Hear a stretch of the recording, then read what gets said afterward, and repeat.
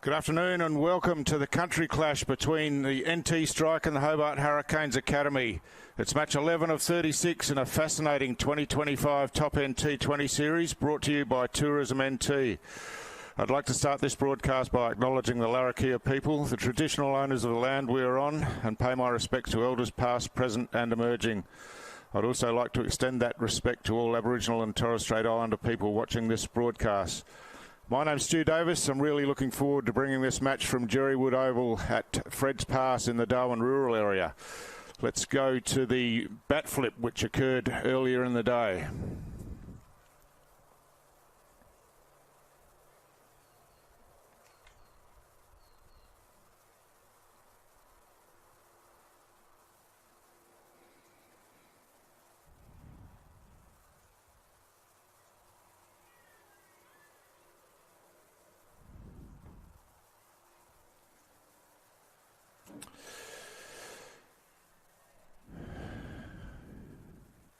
So we might have just had some technical problems there, but I can advise that NT Strike won the flip and have decided to bowl first. So it'll be the Hobart Hurricanes to come out first and to try to set a target. Just looking at the team lists on the screen.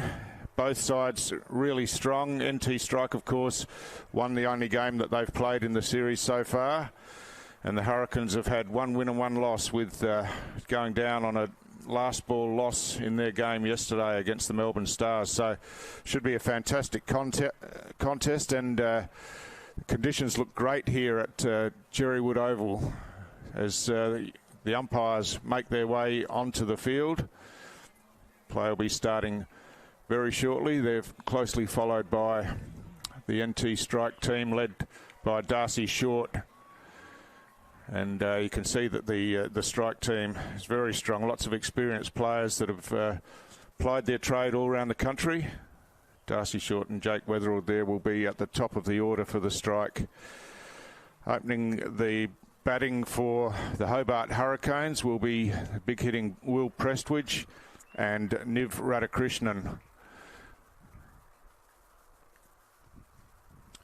It's a glorious day once again here in the top end, and a slight breeze, no cloud in the sky, magnificent conditions for cricket as we expect and as we've had over the previous 3 days. So as I said, we're already into the 11th match of the tournament.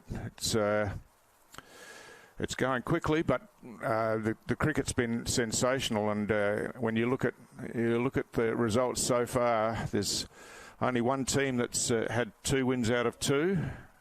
That being the Melbourne Renegades, and there's a host of teams that on 1 win. So the competition is fascinating. Of course, each team gets to play 6 matches in the series, with semi-finals and a final a week from today, next Sunday. So the top 4 teams qualify for the semi-finals, and then we'll play later in the evening. The 2 winners will play later in the evening in the final.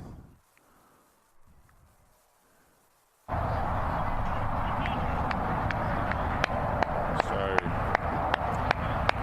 it's going to be Tom Menzies to open the bowling for the NT Strike. Coming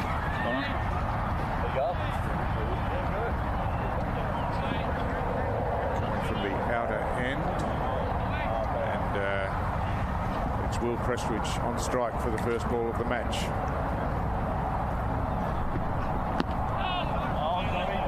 Good ball first up, just tightening Prestwidge up. He's caught on the pads there, but some good bounce, a little bit of shape. So no run off the first ball of the innings.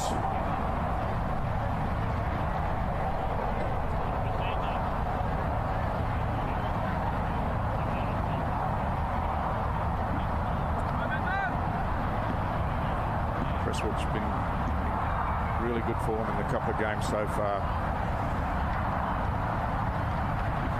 Just advances this time, skies this one over point. It's going to fall safely. It gets over the infield out towards the boundary, and the batters will come back for an easy 2 as the throw comes in to wicketkeeper Cadell McMahon.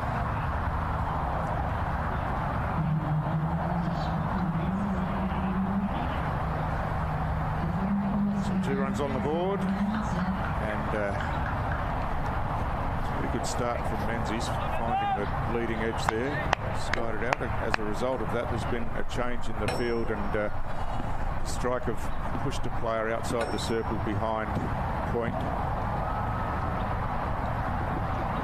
It's gone high again. This time it's a brilliant catch taken out there. Jacob Dickman in the covers, running back with the flight of the ball, and he's taken it looking over the shoulder. That's a huge breakthrough in the first over for the NT strike, as Will Prestwich on his way for 2 off just 3 balls faced.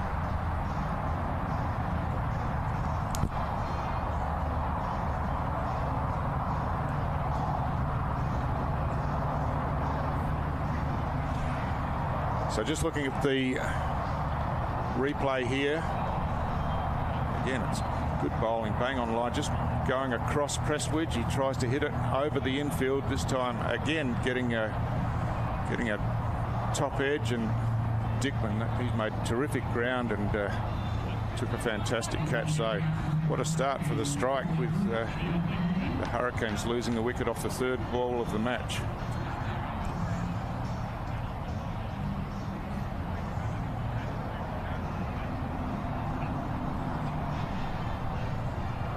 So the new batsman to the crease is Brad Hope, who's scored half centuries in each of his first 2 innings in the tournament so far, in some really good form, and doing some good things with the ball as well. So a hugely important player for the Hobart Hurricanes. As I mentioned before, they went down yesterday off the last ball of the match. It's an exciting contest out at DXC Arena at Marara. So they'll be hoping to improve their fortunes today, but Menzies started really well. This one angling into the pads, and off the mark straight away through wide mid-on, and comes back for a couple of runs.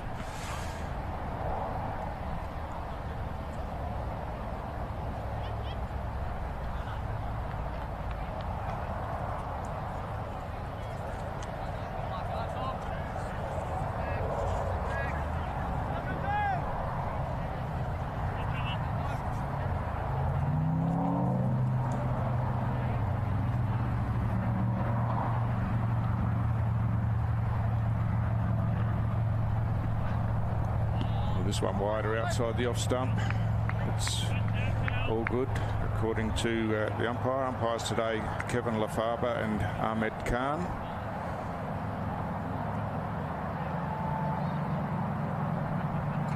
So just 1 ball remaining in the over, and Captain Darcy Short would be really pleased with what he's seen in this first over from Menzies.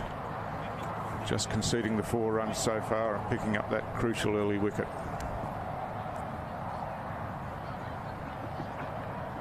Oh, beaten outside the off stump this time. He's not happy with himself, and that's the end of the over. So after the opening over of this contest, it's the Hobart Hurricanes 1 for 4.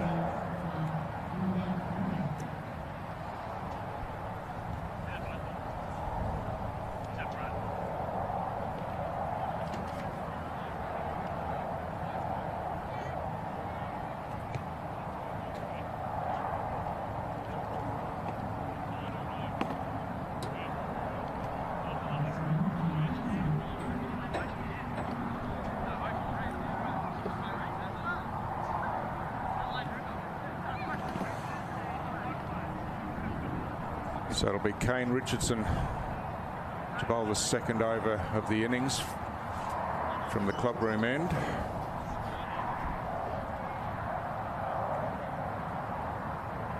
Kane Richardson, of course, a local junior who's gone away interstate and been very successful. Lost to Radhakrishnan, this one down the leg side, and it's called wide.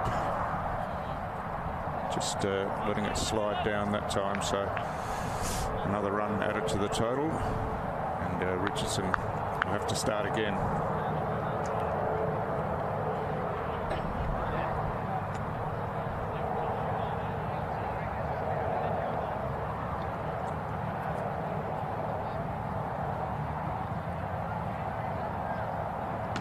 This one's in tighter. Richardson whips it away over the infield out to the mid-wicket area, and he's got that away for the first boundary of the innings, and just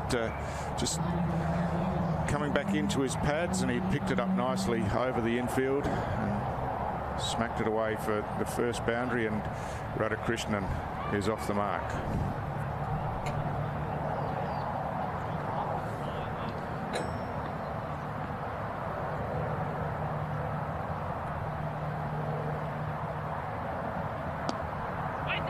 This one full and on off stump, just pushed away on the offside, fielded by Hamish Martin, and no run.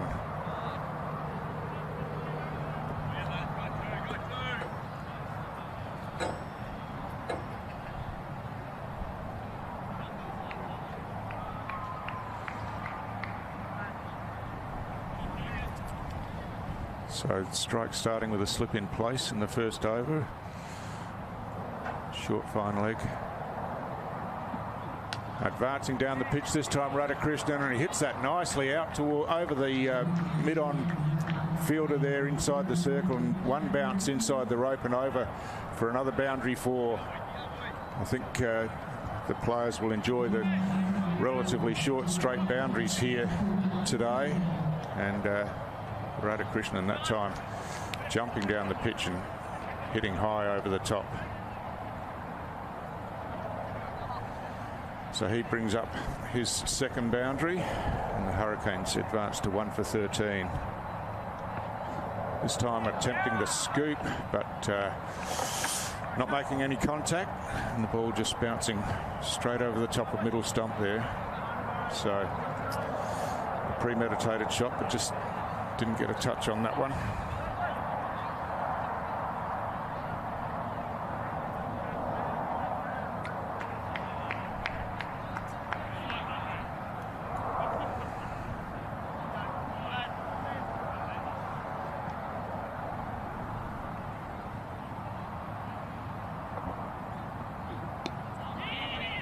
This one just worked away on the offside, and they're through for a quick single. Shy at the stumps comes in, but no danger there. So Radhakrishnan off the mark, and Brad Hope will be on strike for the final ball of this second over.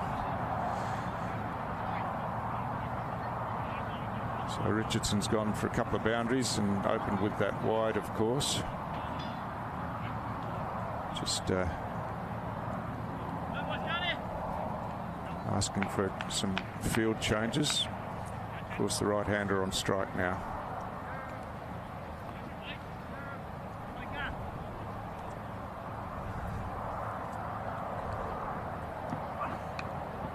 Just outside the off stump, dab down into the gully area, and they're quickly through to take the single off the last ball. So that ends the second over of the Hobart Hurricanes innings. They are 1 for 15, and 11 runs coming from Kane Richardson's first over.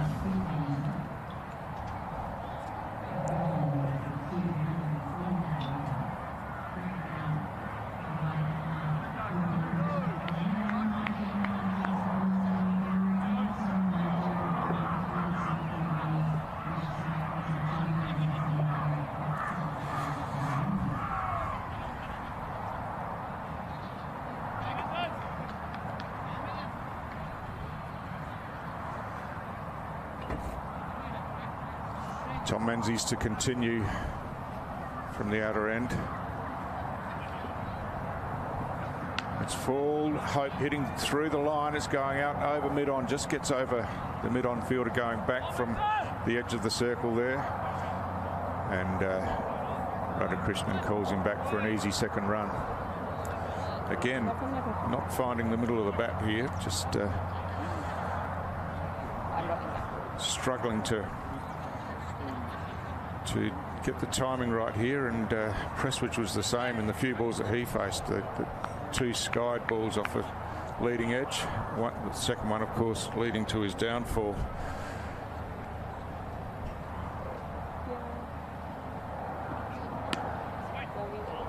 This time cut away and nicely fielded at point by Connor Carroll. Prevents any run being Can you tell scored. Luca when he needs to put that commentator's mic live too, please? Yeah, I will.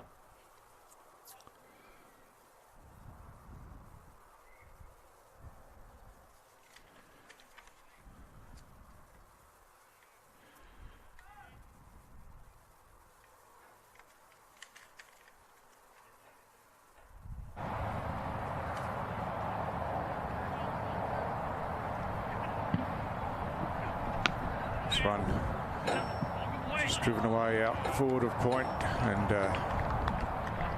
good bit of fielding by Darcy Short, but they're through easily for a single, and that brings Radhakrishnan on strike, the left-hander, to face Menzies for the first time.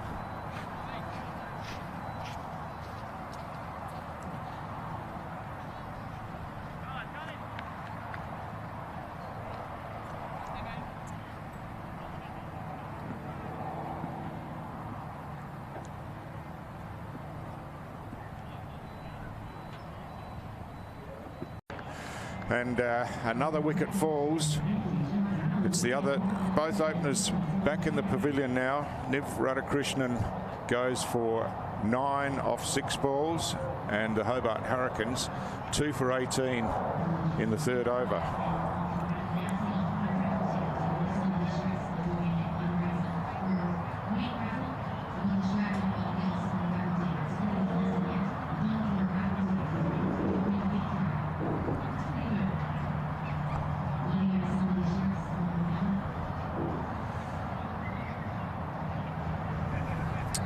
So yeah, not a convincing shot from Radhakrishnan. Just skied it to really the only player inside the circle on the leg side. Picked out Darcy Short, and the catch was taken easily. So another wicket falls, and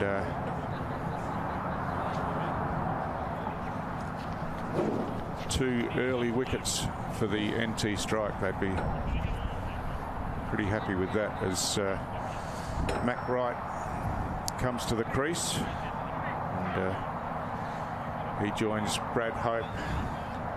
Hope and Wright had a really productive partnership in their match yesterday to set up a good total of 227, I think it was, and that got chased down by the Stars.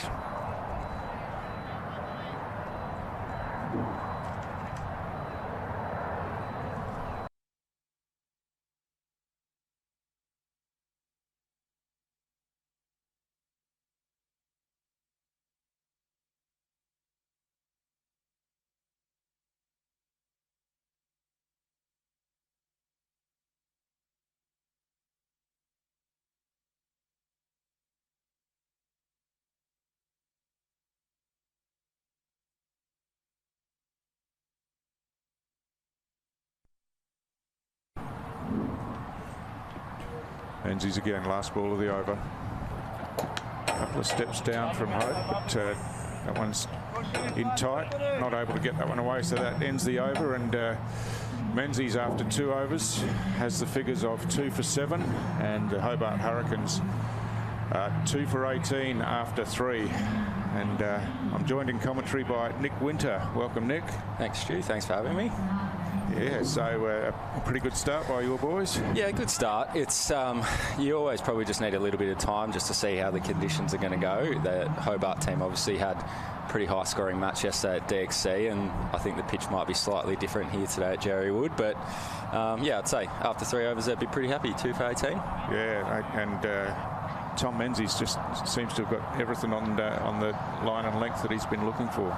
Certainly. He's looks like he's grown a little bit in skill and stature. Just oozing confidence, I reckon, in those first 2 overs after his year away in SA. So be interesting to see if he continues on for a third, though. It's always risky. Yeah. Whether you use the frontline seamers up front or whether you save Tommy for the surge later on. So see how Darcy plays that one. Sure. And Tom Andrews into the attack, and first ball a single to Brad Hope. So spin for the first time. And spin has been really important in the tournament so far. This one just fired in towards the off stump and pushed away out to point. No run scored. Yeah, Nick, just noticed that in the games that I've seen after this, tries to swipe this one away down the leg side. Might be off the pad. It's going all the way down to the boundary. It's quick. And leg byes is the call. So it's a boundary 4, but leg byes scored. So the score advances. Yeah, just in the matches I've seen, spin's played a really important role, mainly in the middle overs in slowing the scoring rates down. I'd say Tommy will thrive in these conditions. It's probably not too dissimilar to a bit of the Sydney Showground style pitch, which he obviously did so well at last year in the BBL. So I think he's quite fast into the wicket, Tommy. He might get a little bit of turn, but yeah, we'll see how Mac plays this one. He's obviously a pretty experienced player too. Yeah. Oh, fires that one through, and a bit faster, and one's through Hope to the keeper.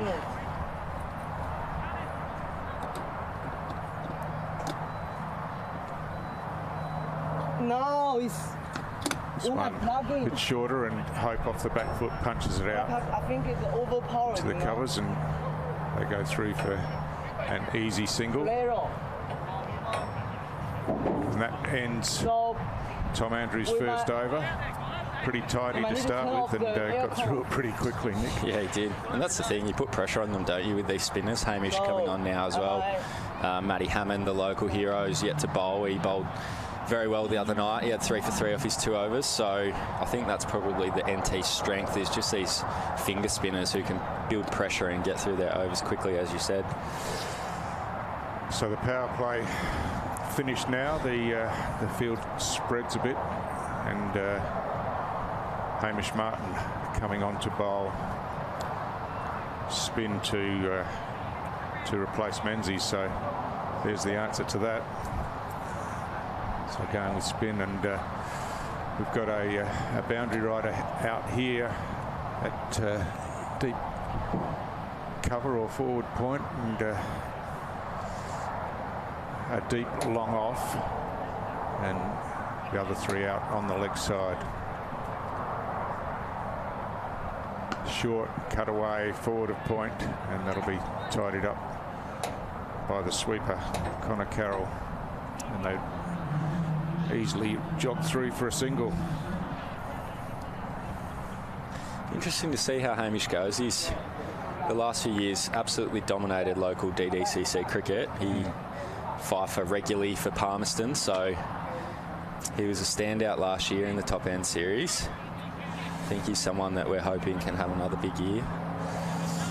Just a bit short again that time. Mac Wright able to get on the back foot and punch it away through the offside and come back for 2 runs.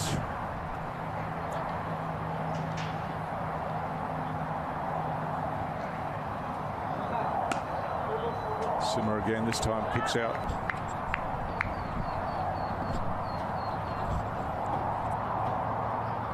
One of those sort of guys right on the fringe who can do a lot of damage if he's in form. So I'm sure NT would like to see the back of one or both of these players pretty soon.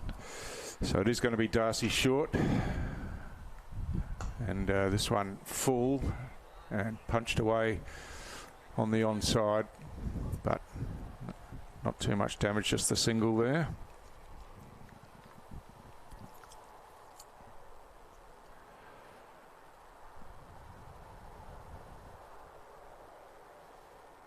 Catch it. Full again. He's gone aerial. There's a player coming around underneath it. Catch is taken. So the golden arm again. Yeah, the golden arm. Darcy Short with his second delivery, and the catch taken in the outfield. That was Jake Weatherald, was it? Yeah, Jake Weathers. That one. Yeah. Never dropping that one. He safe as houses there. Got into a nice position early. So. Yeah, that's right. So again, a skied ball, and maybe the ball just not coming on as the players are expecting. But Hope gone for 13. That's a big wicket for the strike. 13 off 17. Lured into that short boundary, I think. Tossed up again. Short down the ground, but as I said, with the wickets that aren't as true, you probably want them to be trying to hit over long on and long off. So smart bowling from Darcy. That's right, and a good bowling change and a good option. So it's always good when the skipper brings himself on and takes a wicket, isn't it? He might be tempted to bowl 4. Oh, he's got 4. Yeah, he's definitely got 4 in him now. That's the way it goes for the captain.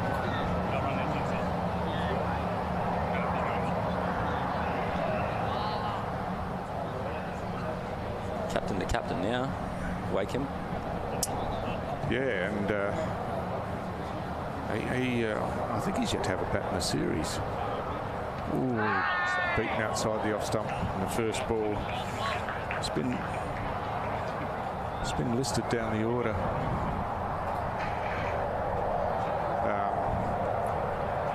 But I'm not sure he's made it to the crease. This will be the first time. So this one leg side might have got a bit of pad, I think, as they scamper away. They'll come back for 2. I think when you look at their lineup, though, Charlie's probably one of the most experienced. So you look at Prestwich, Niv, McRae. I'm sure Hobart are happy to see them get the greater roles at the start of the tournament. You know what Charlie's going to bring game in, game out. He's just a consistent performer.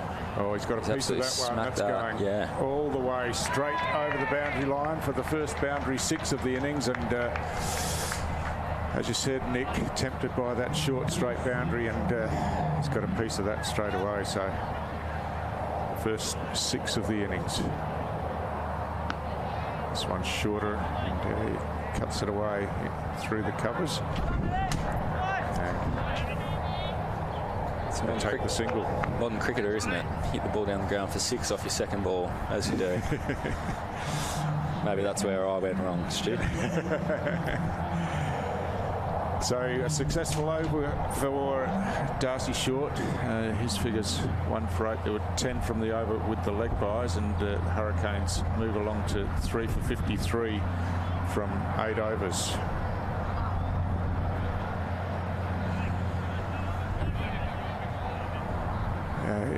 Interesting with the Hurricanes, I've seen them 3 times. I've had 3 different captains, so just mixing it up. I think so. Good leadership opportunity, isn't it? Yeah. It's always a tricky one to captain a team. I think it brings different challenges. Get a little bit nervous because all of a sudden you're worrying about 10 other people on the field, not just yourself. So I think very much in the spirit of the competition is trying to unearth different talents and see where people can thrive in different roles. So I don't mind the thinking from Hobart.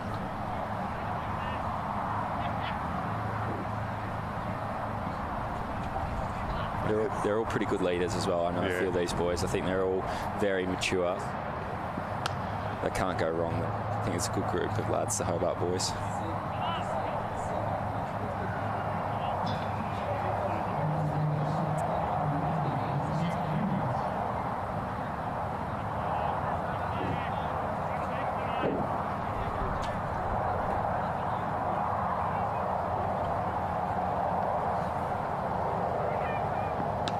Gone aerial again to the outfield. Fielder getting under that again, and it's caught. Nicely taken. And Kane Richardson this time getting underneath it. Charlie Wackham just trying to bite off a bit too much, I think. Had success the previous over, but again a skied ball caught in the outfield, and the Hurricanes in real trouble here at 4 for 55 in the 9th over. Probably a 50-50 under that one, I reckon, Richo. I'm not sure how much fielding he's been doing in Byron Bay over the off-season, but no, he's always been a good fielder. I can see him here suggesting to the boys that without any clouds in the sky, it might have been a bit more difficult, but yeah, it certainly opens the door, that one. 4-4 now. They do bat deep, but the pressure's right on these two probably now to consolidate for 5 to 10 overs. Yeah, that's right. Tim Ward coming to the crease, and he's been in good touch in the series as well. Australian A opener. Yeah. He's got quality, obviously.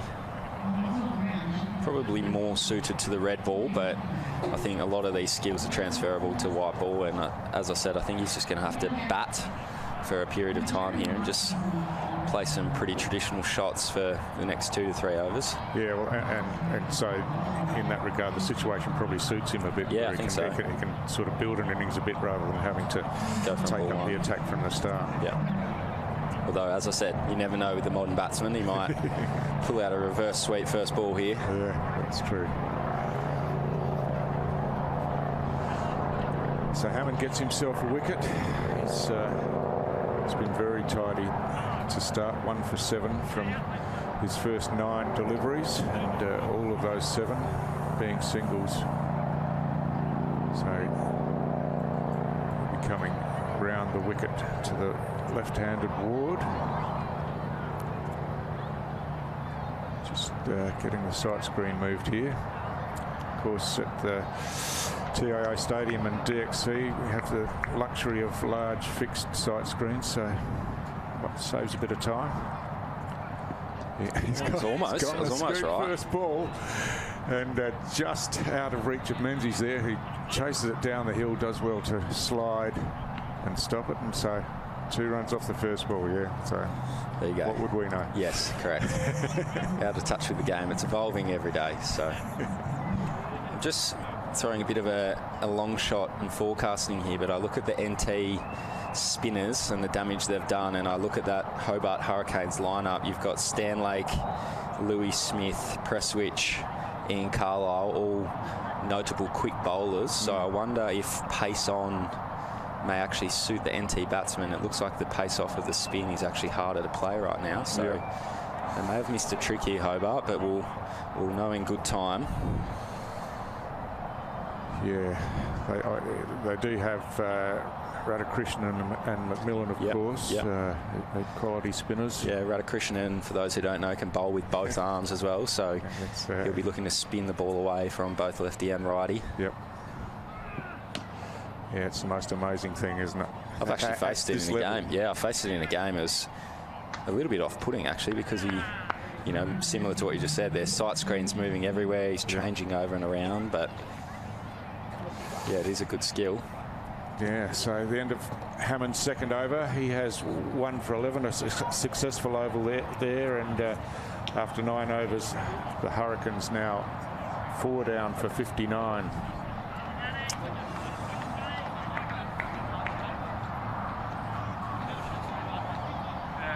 Darcy Short to go again.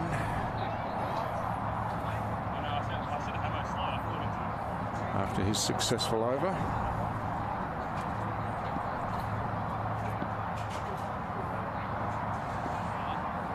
Matt Wright this time going reverse, or misfield there from Richardson. He has to go back and chase it, and that allows the Hurricanes batters to come back for a second run. Misfield off the captain isn't the most desirable thing.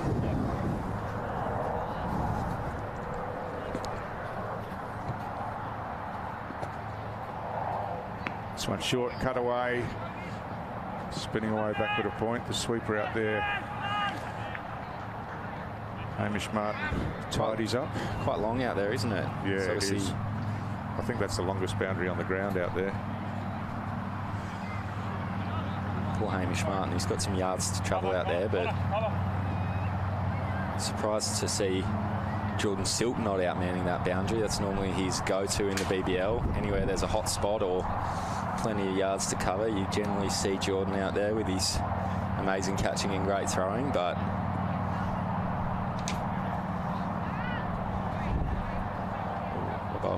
attempting the sweep there, made some room for himself. All clear, it's a legal delivery.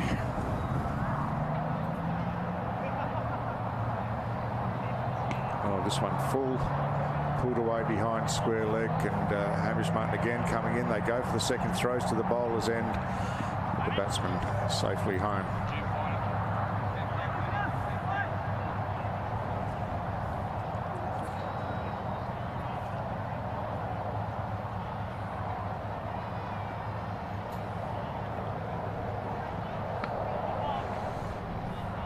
Worked away again on the leg side. Martin in quickly this time, just a single. He'll be blowing, Hamish. That's 3 out of 4. It's not a cool day up here at Jerrywood, so I can see all the locals converged under the tree. They know where to be, the right place. Short smash straight back to the bowler, and short fielded that like it was the easiest thing in the world. He's got great hands, doesn't he? And you've got to be good off your own bowling, because sometimes your teammates don't help you out. So good over again from Das, leading from the front. Just 6 runs coming from that over. He's got 1 for 14 from his 2, and the Hurricanes at the halfway mark, 4 for 65. And I imagine coming in they would have hoped to have had a few more runs on the board than that, and a few less wickets, no doubt. Wouldn't be as worried about the runs. I think you can obviously back end innings, but you can only do that if you've got wickets in the shed. So I think the key here for Hobart is just probably not losing a wicket for the next 4 to 5 overs. If you get Warden right through to the 15th or 16th, you can look at a surge. We'll look at just exposing those power hitters for the back end, and that's where you can get up to 160, I think.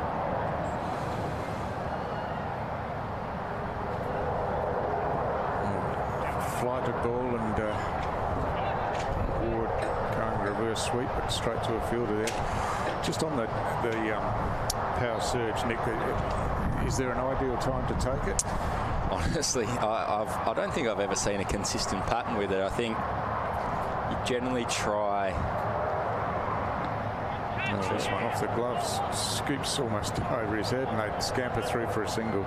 I think you want to take it when batsmen feel comfortable. I don't think when there's a new batsman out there the time's right, because they want fielders back to be able to hit singles and get into the innings. So I think a lot of the BBL teams are on the side of having set batsmen at the crease, but as we've all seen throughout the many years of the Big Bash, it actually can bring wickets, so it has the adverse reaction. So I think out of some of the additions they've tried over the course of the BBL, it's probably been the one that's stuck and created excitement in those last 10 overs. This one played back to the bowler, and is it the call of the batsman at the crease, or does the message come from the captain or the coach? I think it's a bit of both, yeah. I think you can come in with some preset ideas, but ultimately I think the way the modern game is going, Hamish skids one into the stumps there and it's just punched along off. I think the way the modern game's going is coaches empower the batters just to feel the game. So I think if they see a matchup or an end or conditions that they favour, they're just going to take it. And I think if it goes pear-shaped, you reflect and be better in the next one. But yeah, it's a pretty hard one. T20 is too hard to predict, I think.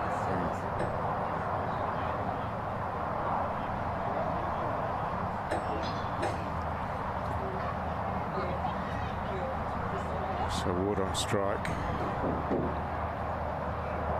Flutter trying to sweep again on the pad. They race through, shy at the stumps, hits the stumps, but Ward was home safely, and he just looks a little bit frustrated not being able to get bat on ball as he would like at the moment, Tim Ward. And some good bowling from Hamish Martin, mixing up his pace.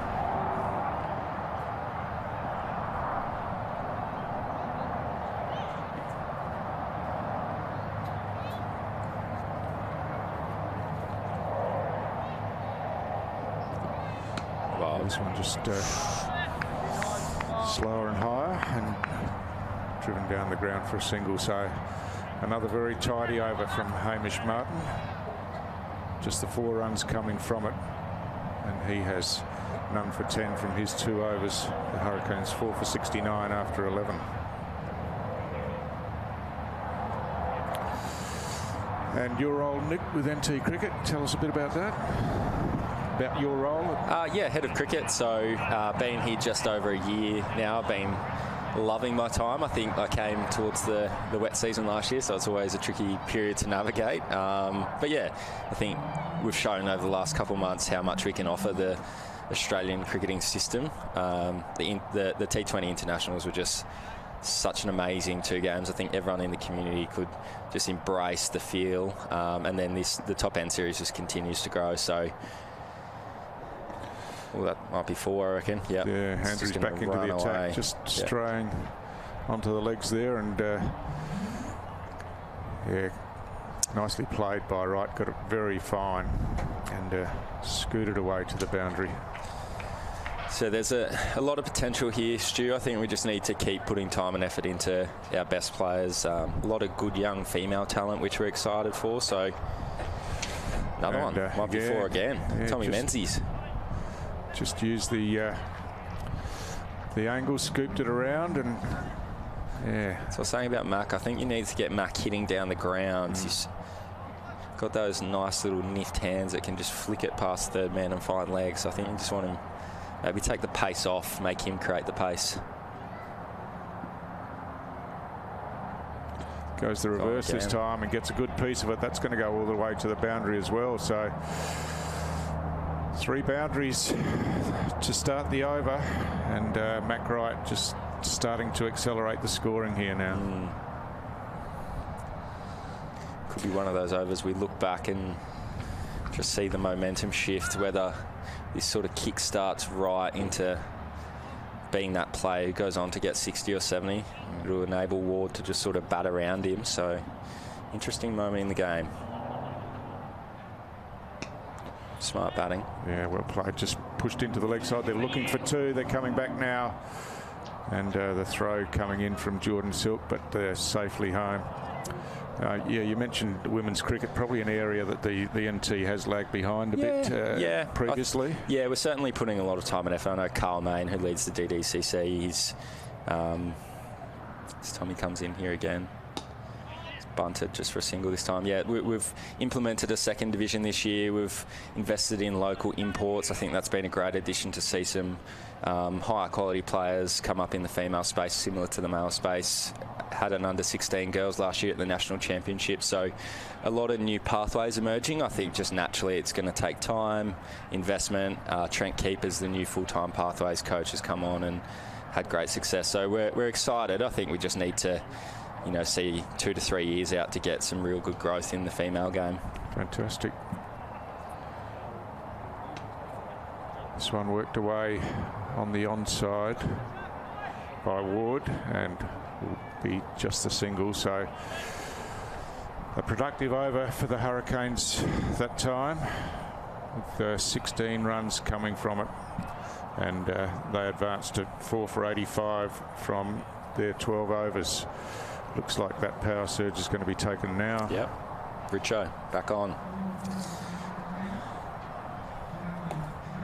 Interesting to see if he goes pace off like we discussed before, whether he maybe goes for the Yorkers. You probably want the batsman hitting square though, so that probably lends itself into the wicket. Maybe take the pace off, get those cuts and pulls out to the Jordan Silk, no doubt on the boundary.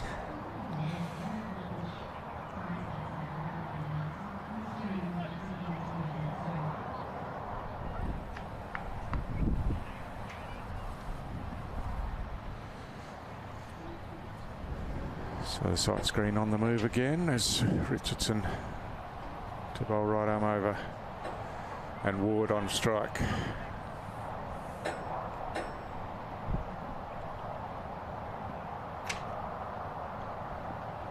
It's full and driven out to mid-off. Good work, Dickman closing quickly, prevents any run from being scored.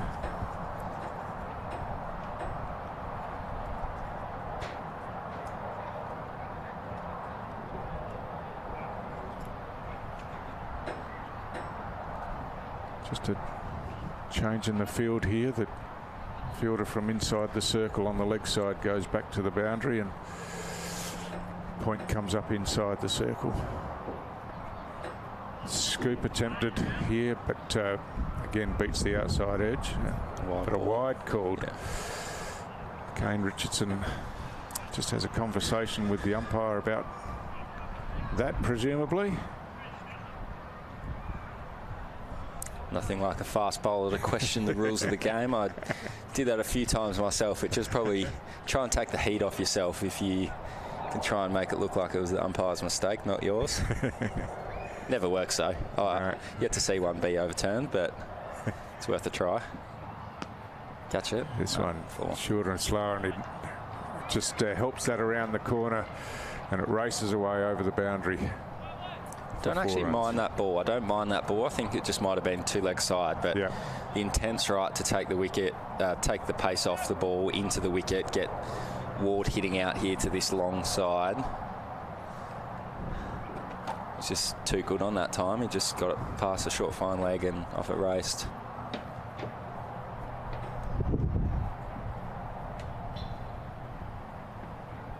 That's it. That's the one. Goes off. This time outside the off stump, and a slash at it, but no contact made.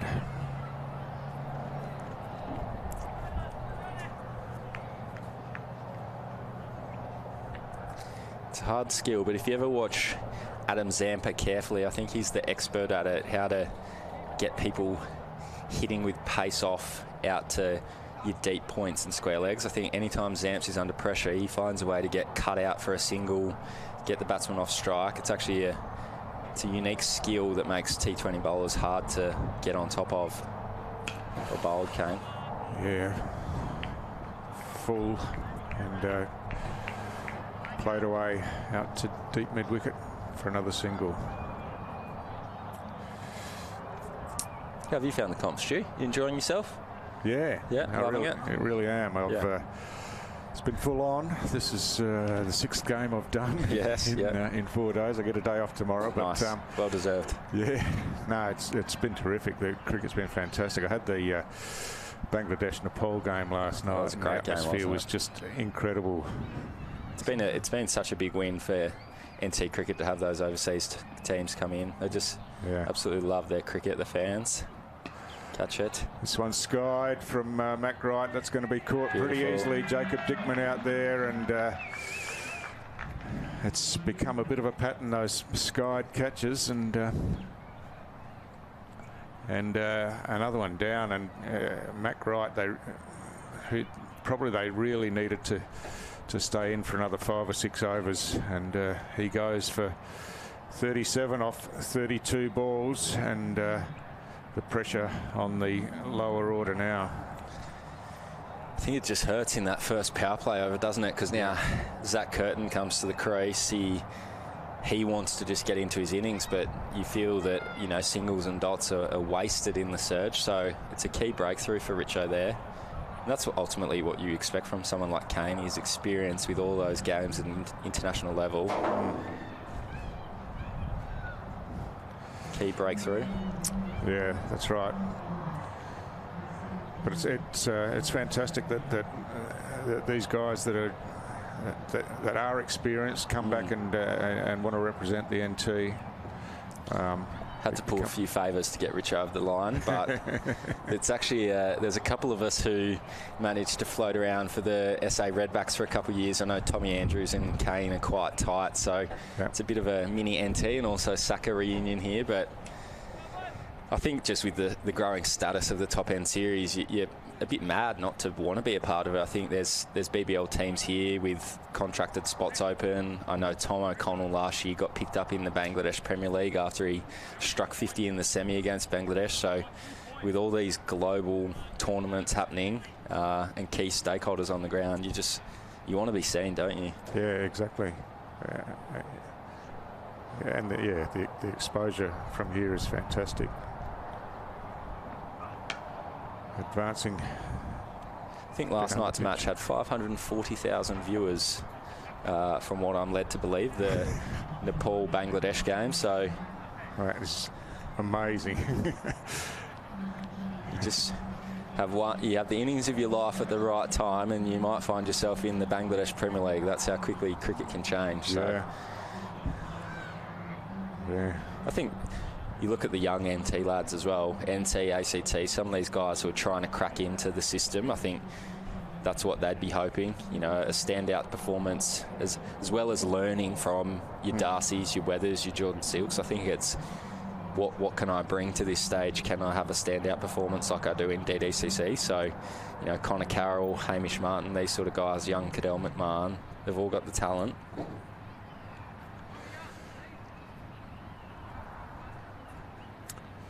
So Zach Curtin to face his first ball. It's his old stomping ground. He's a current Sun District's croc, Zach. So he's not. It's Ward on strike. Oh, short.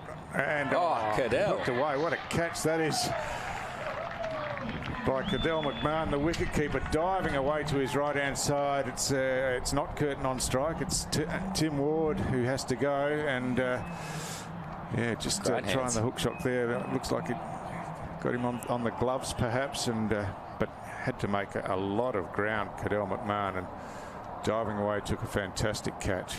He's got heavy legs as well, Cadell. Anyone who missed his 80 for Palmerston yesterday in first grade. So I know he walked off the ground on Friday night saying it was one of the best experiences of his life. Here we go. It looks like bit of Michael Jordan there. Airborne. It was high as well. So Tommy Menzies 3 for 7 here too. Just getting the job done. Fantastic figures.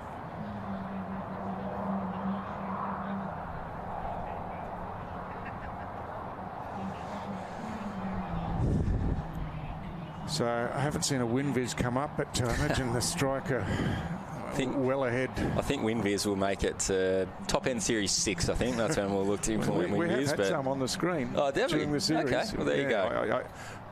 Perhaps not the brand name, but we have had the I like it. The likely win ratio. I'm saying it's 75-25 at the moment. I think 75%, but again, the old cricket adage, until both teams are batted on it, you just never know. Yeah, so Raf McMillan, the new batsman at the crease, so both new batsmen, neither have faced a ball yet. And Tom. This one pushed away on the offside.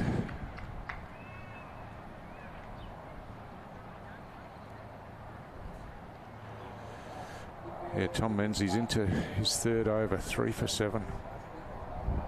Brilliant performance. I think it's a big year for Tommy. He's made the move to SA last year, played in their under-19s, and I know they've got good raps on him, but you know, SA have come off a Sheffield Shield title and a one-day title, so it's not a guarantee that you just walk into their system. What we've seen, he just takes the pace off it there. Pace off there, I was going to say. Yeah. Clever bowling. We've seen, or from what I've seen in the first 2 games, he looks stronger. He looks like he's more tactically aware of his bowling, so I've been impressed. And that's the thing, you get our young players into the bigger system, and they're going to learn a lot. So hopefully for Tommy, he can be the next Territorian to play Big Bash or Sheffield Shield.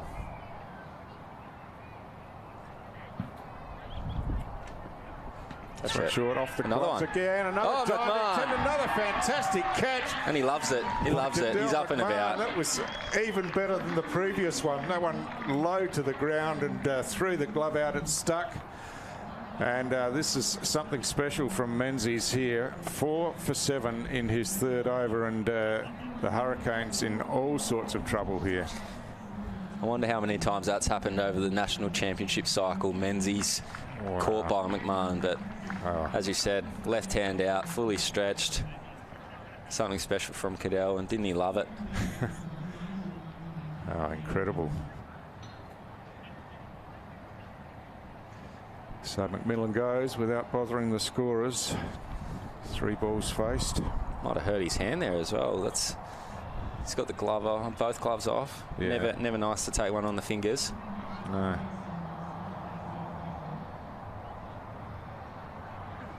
As we said though, power surge, 3 wickets. They were looking like they were steadying the ship at Forfar with Wright in and Ward, and all of a sudden you blink and 7 for 91. So it's certainly gone in the NT's favour. So when they're on a roll like this, is there ever any thought of perhaps keeping the field up once you get through the power surge? I think it's a balance. I think you try and get 1 or 2 dots out, but then you respect the game. So, you know, 2 balls left, maybe keep the field up for Ian's first ball, and then you drop. And do you know what? It's not the worst thing if he hits a single anyway. He's obviously the lesser experienced batter, so if he takes a strike for the new over, it's actually probably a win for the strike.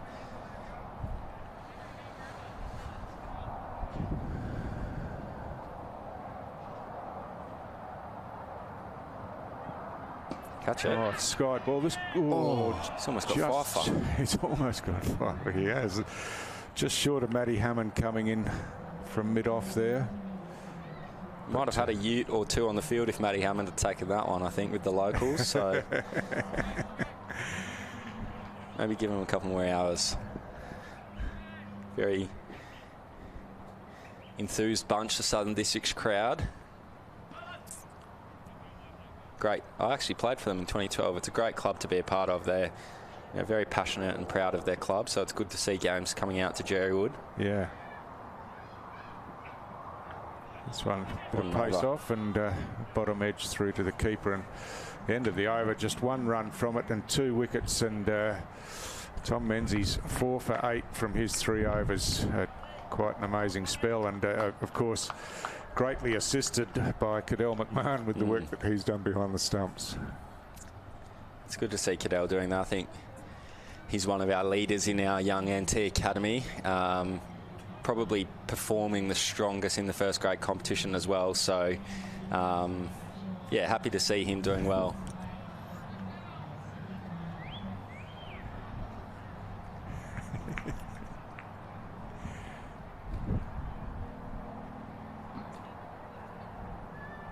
Hamish Martin coming back into the attack.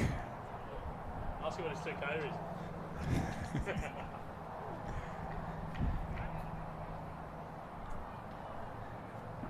And Carlisle on strike, but off the mark from his first ball was a half chance. Might be 4. Zips through and got down fine. Chased down and yeah, nicely stopped out there by Menzies. They'd come back for a third, and 3 leg byes is the signal. So just clipping the pad there and running away.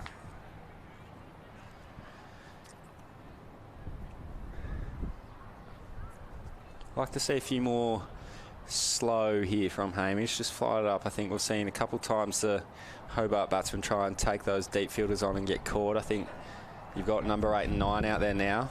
If they're good enough to hit you down the ground for 6, then fair play.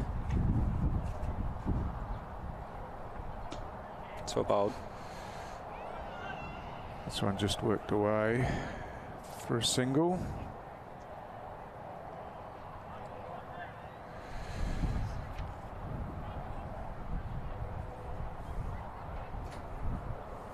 So Martin electing to stay round the wicket to the left-hander now. Swept away out here deep. That's found the gap behind square. Nicely played by Carlisle, and picks himself up a boundary 4.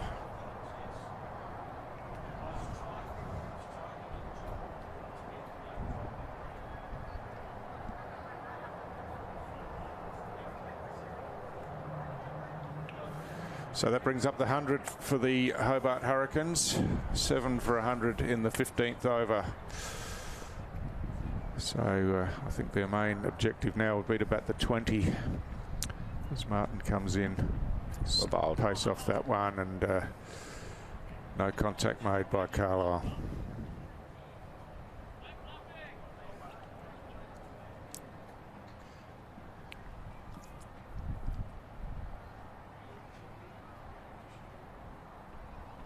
Catch it. This one a full toss and whipped away over the leg side, and they're back for the second pretty comfortably.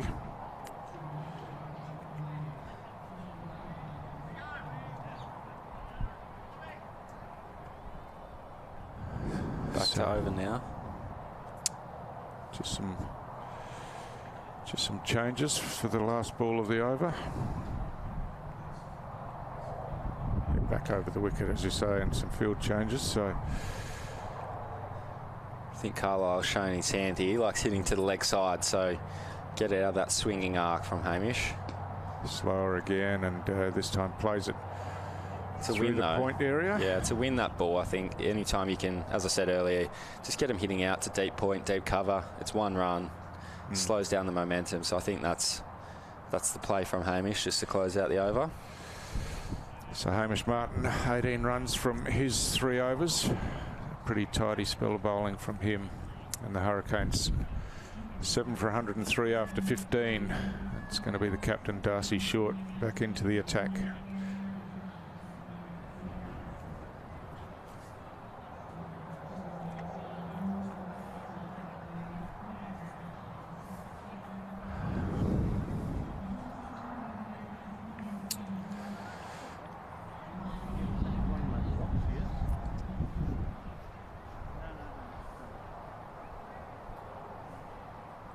Short, cut away, pushing hard, looking for the second, but kind of Carroll round on that one quickly and gets it back in. So just the single to start the over.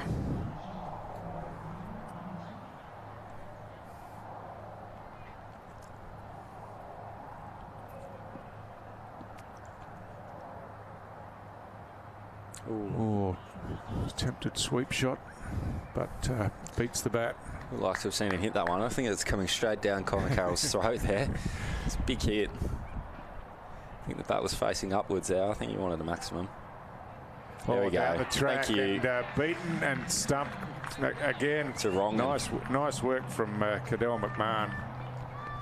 The Good golden hands. touch. Yeah. The golden touch from the captain again. Darcy Short gets himself another wicket, and Curtin's gone for one. So this is a terrific performance by the home side here.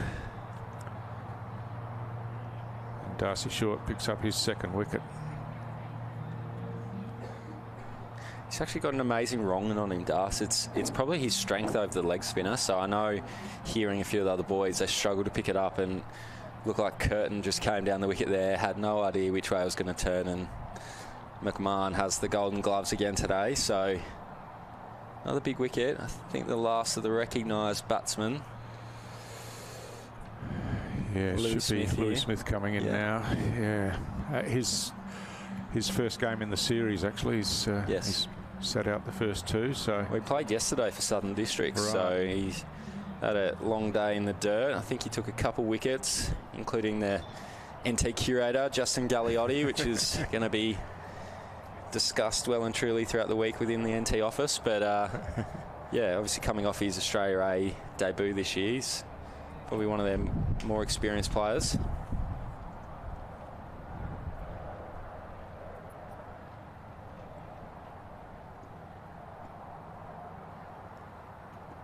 Oh, tries to paddle one round the corner. First ball wrapped on the pad.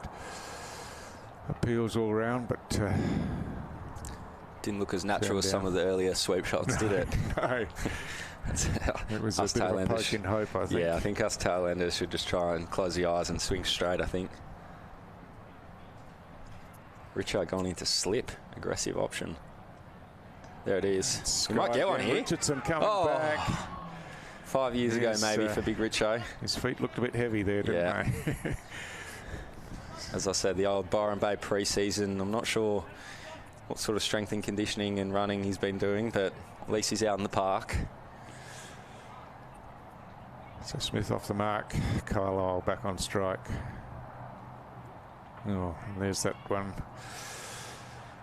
Wrong, but sliding down the leg side.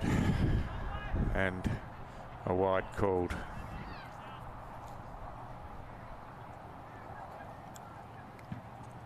There it is again. He cuts this one away. Out to point. And just the single to finish the over.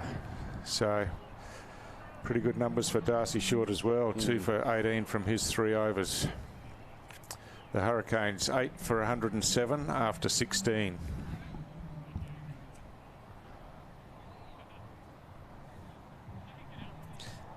It's amazing what a batsman who can bowl brings to the team. I think those BBL sides, which, you know, you can eke out 2 or 3 overs out of a top order batsman, it just completely changes the balance of your team. If you can have, you know, 6 genuine bowling options. Yeah. Means you can just go with whatever's working, or if someone's having a bad day, you can just chop them out. Hammond back into the attack. Fires that one in first up.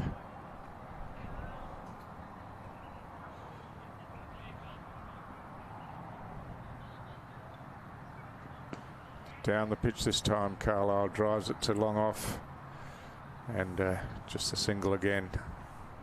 Saw Hammond running back to the top of his mark there, trying to get through quickly. They wouldn't be in trouble for time, would they? Oh, but a lot of spin. I'd be surprised with that. I think he's just trying to put the pressure on, but I think what we all want from this over is a little bowled or stumped, I think. Be what the local fans here out at Jerry Wood would love to see. Matty Hammond in the action again.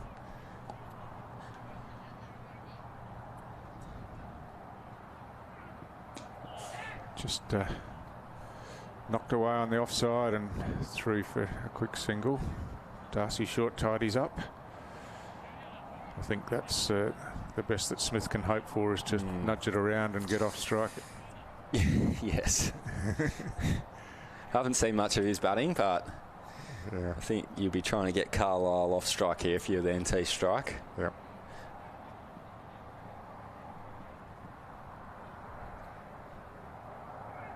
Oh, full again, and well bowled. Beautifully bowled. These two are going to have a big toe with the ball, though, Carlisle and Smith. Imagine they'll get, alongside Billy Stanlake, first crack at the new ball. So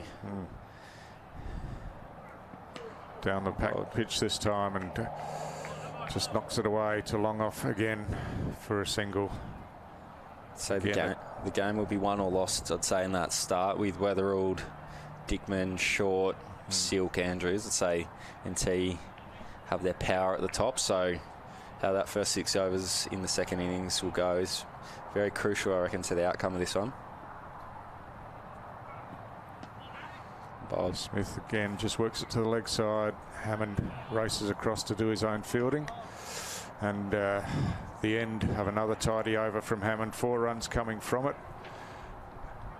Has figures of 1 for 15 from his 3, and the Hurricanes 8 for 111 after 17. I reckon Richo and Menzies both have overs left, but I'd say spin looks the most effective here. The quicks, they might just be able to use their pace, so it looks like Tommy Andrews is going to close out. Yeah. Menzies will be hunting 5, though, like any good quick bowler. Be plenty of slow balls at the stumps, I'd say, with Menzies, just hoping for a sky ball to get his 5.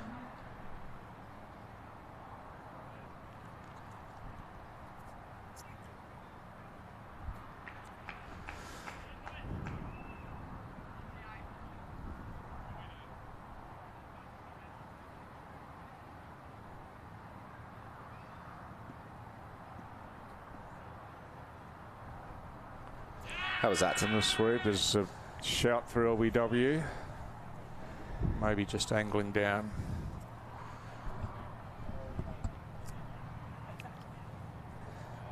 A DRS.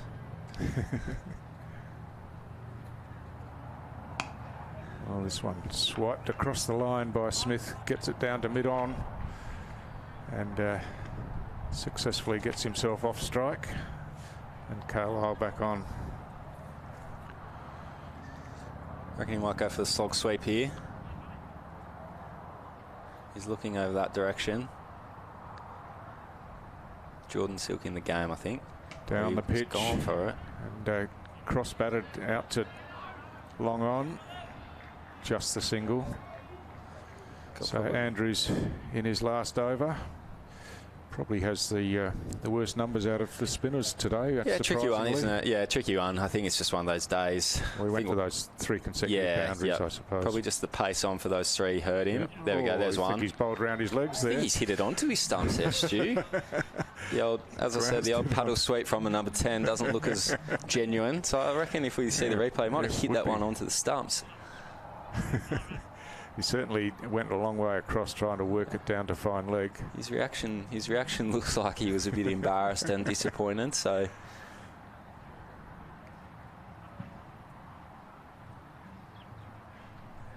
nonetheless, Tommy will be happy to take one with him, take a scalp. Absolutely. It's never good to go 0 for. Here it is. Yeah, he's hit it straight on. Certainly. Yeah. It wasn't going to hit without him getting bat on it. Yeah. It's probably 4. Great fielding from the stumps. Big Billy Stanlake to the crease. Not renowned for his ball striking.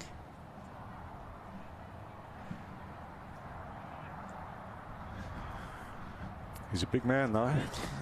204 centimetres or something. And he bowled very well in the Aussie A series. I think obviously the last few years he's had a few issues with injuries, but we all know Billy, when he's fit and firing, he's Australian level quality. So yeah, it'll be a good test for the NT batsman. You don't face many blokes bowling 140 up here in DDCC. Obviously Weathers and Darcy will take first crack at him, but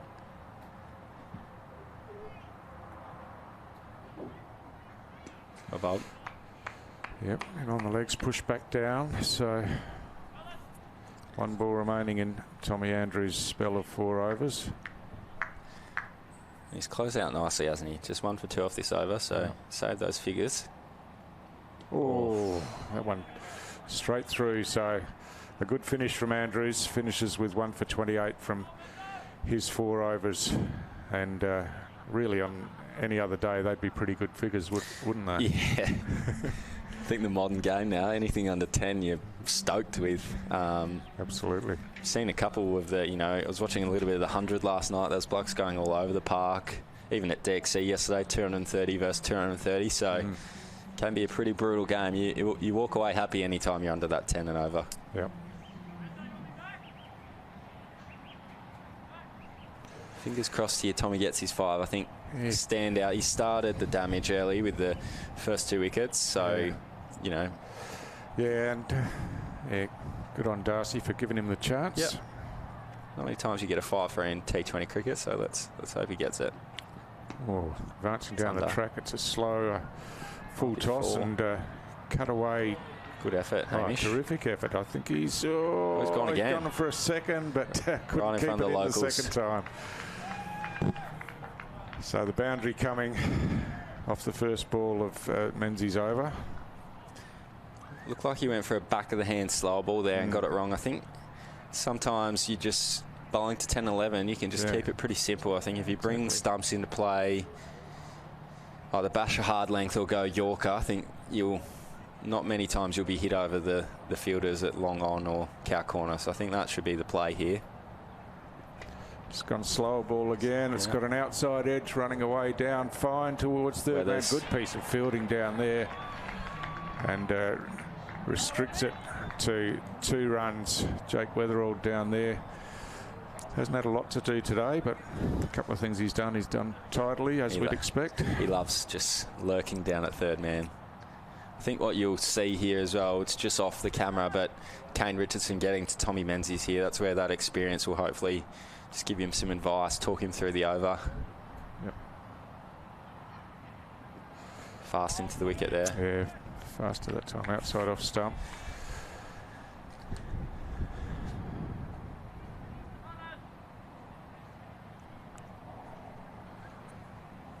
So 6 runs from Menzies, 3 balls so far this over.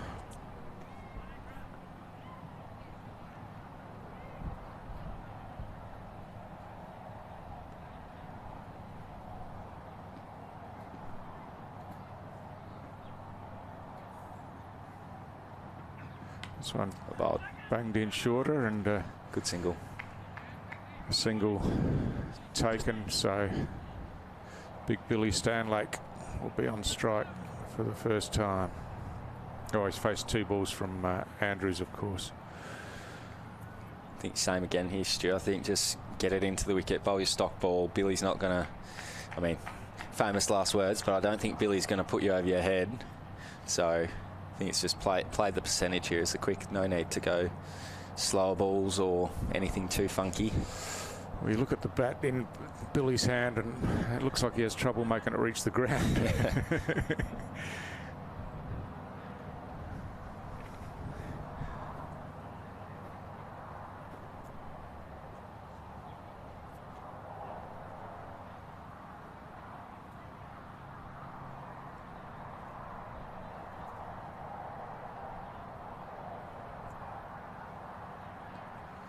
Menzies again, this time to Stanlake.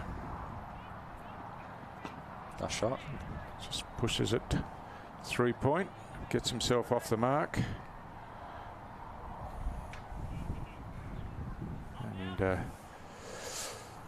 just one ball left in Menzies' 4th over. Fantastic figures of 4 for 16. This is where I go against everything I've said as a fast bowler, and now I go slower ball and get greedy. Hopefully he hits one up the chimney, but that's purely hunting for the 5th wicket. So we'll see what he does. Now he's gone fast. A wide ball called. Gets another crack. So he gets another shot.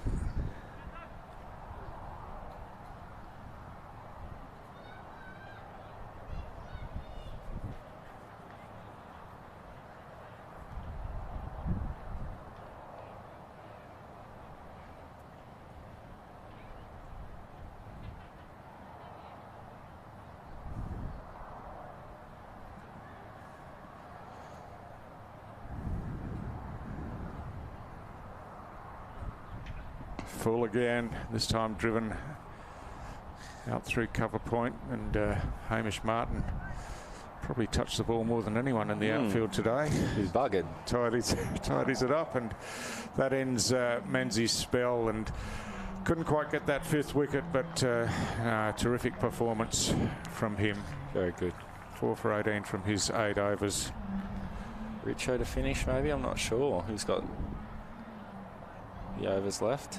Helmet's coming out. Looks like Darcy might close out here. Captain, take the last.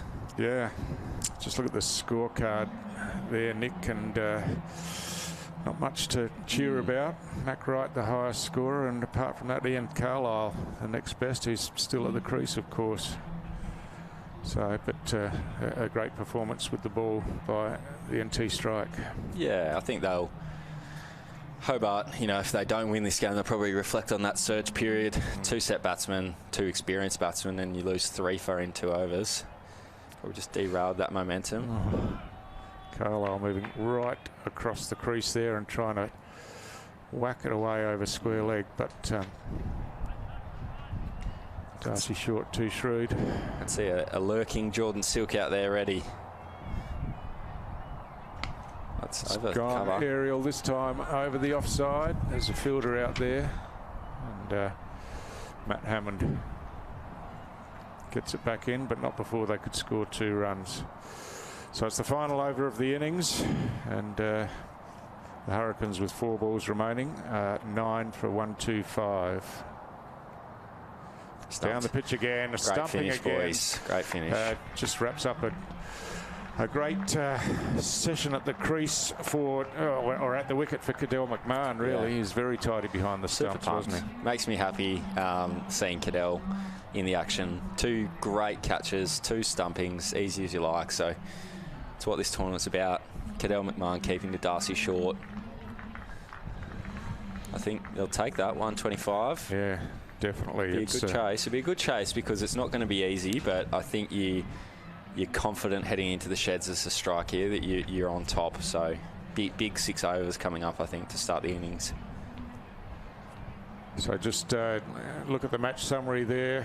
Wright, Carlisle and Ward, the best for the Hurricanes, and Tom Menzies with those terrific figures of 4 for 18. And the captain, Darcy Short, got himself on the board there with 3 for 20, and bowled a pretty good spell, didn't he? Worth the effort, and Matt Hammond was tidy with his 1 for 15 from 3.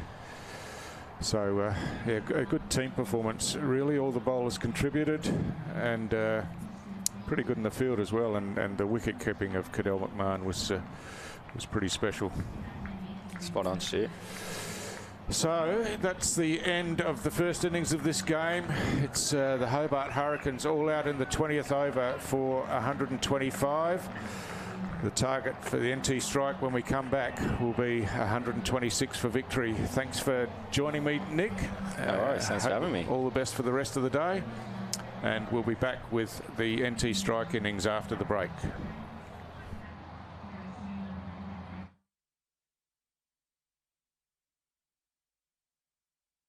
Are you looking to hit your studies for 6?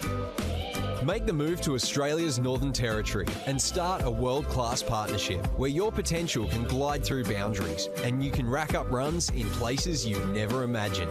Enjoy our laid-back lifestyle and help us build what's next. When this over is over, think about getting on a good wicket and consider studying in Australia's Northern Territory. Authorised by the Northern Territory Government, Darwin.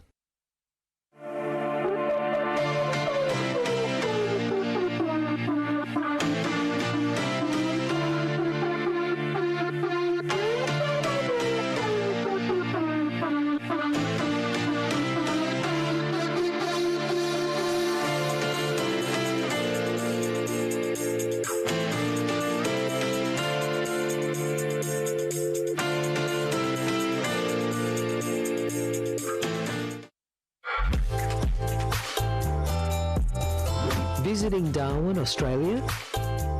Make your stay a winning one at Darwin Airport Resorts.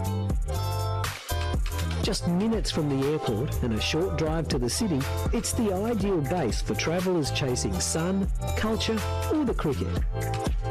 With 3 comfortable hotels, 2 inviting pools and 2 on-site dining options, everything you need is right here. Relax, recharge and enjoy the top end at Darwin Airport Resorts.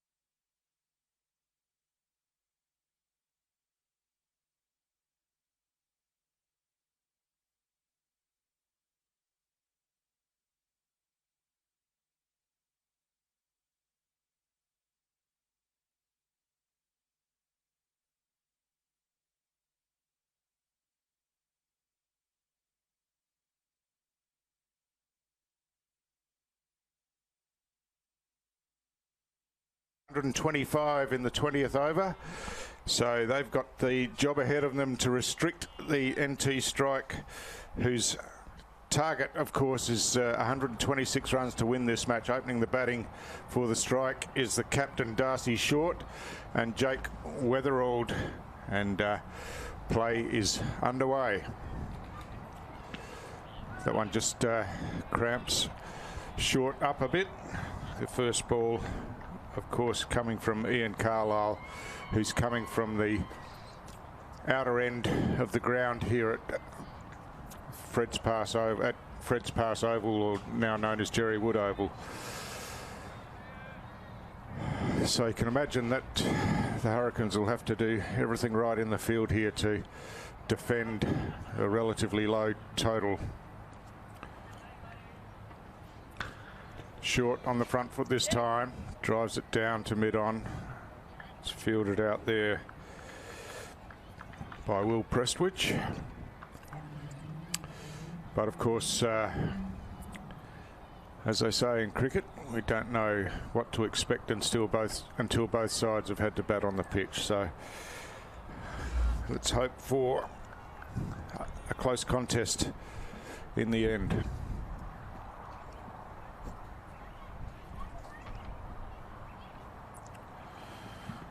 Full again, Short driving through the offside this time, and gets it through the gap between the short cover and mid-off, and away to the boundary for the first 4 of the innings, and Darcy Short's away.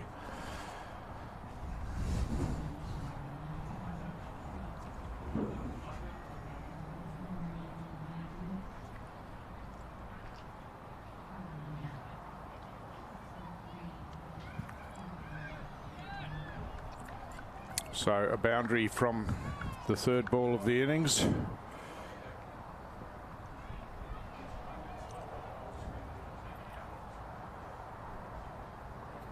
Carl again, Short swings and misses outside the off stump. So another dot ball. 4 runs scored, 4 balls delivered.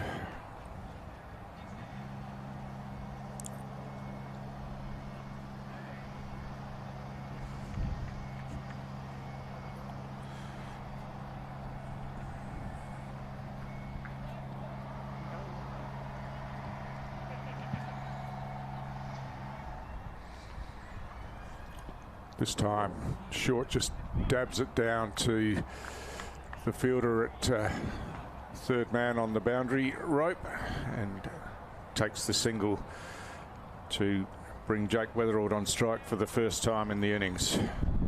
Just the 1 ball remaining in the over.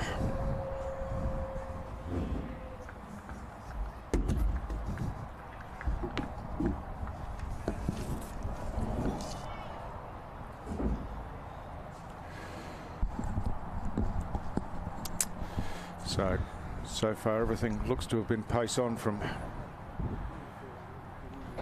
Ian Carlisle, and again it's fast, it's straight through Weatherald, a Yorker, and banged into the stumps and through Weatherald, and he's gone for a first ball duck off the last ball of the first over, and that's the start that the Hobart Hurricanes would have been looking for. So after the first over, NT strike 1 for 5, and Weatherald gone.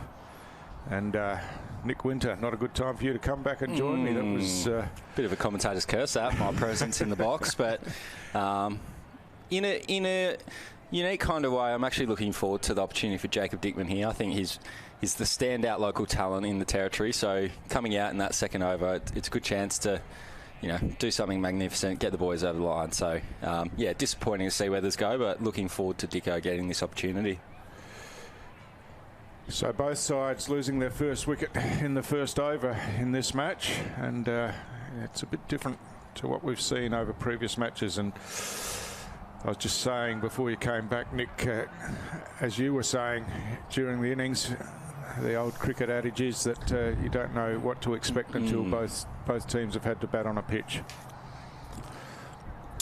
Yeah, I'll be interested to see how the extra pace of with the umpire.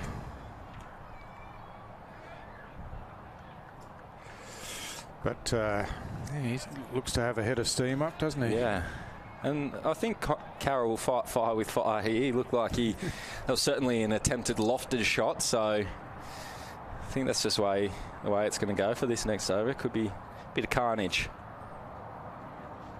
This one on the offside, played through the offside. They'll come back for 2 at least here.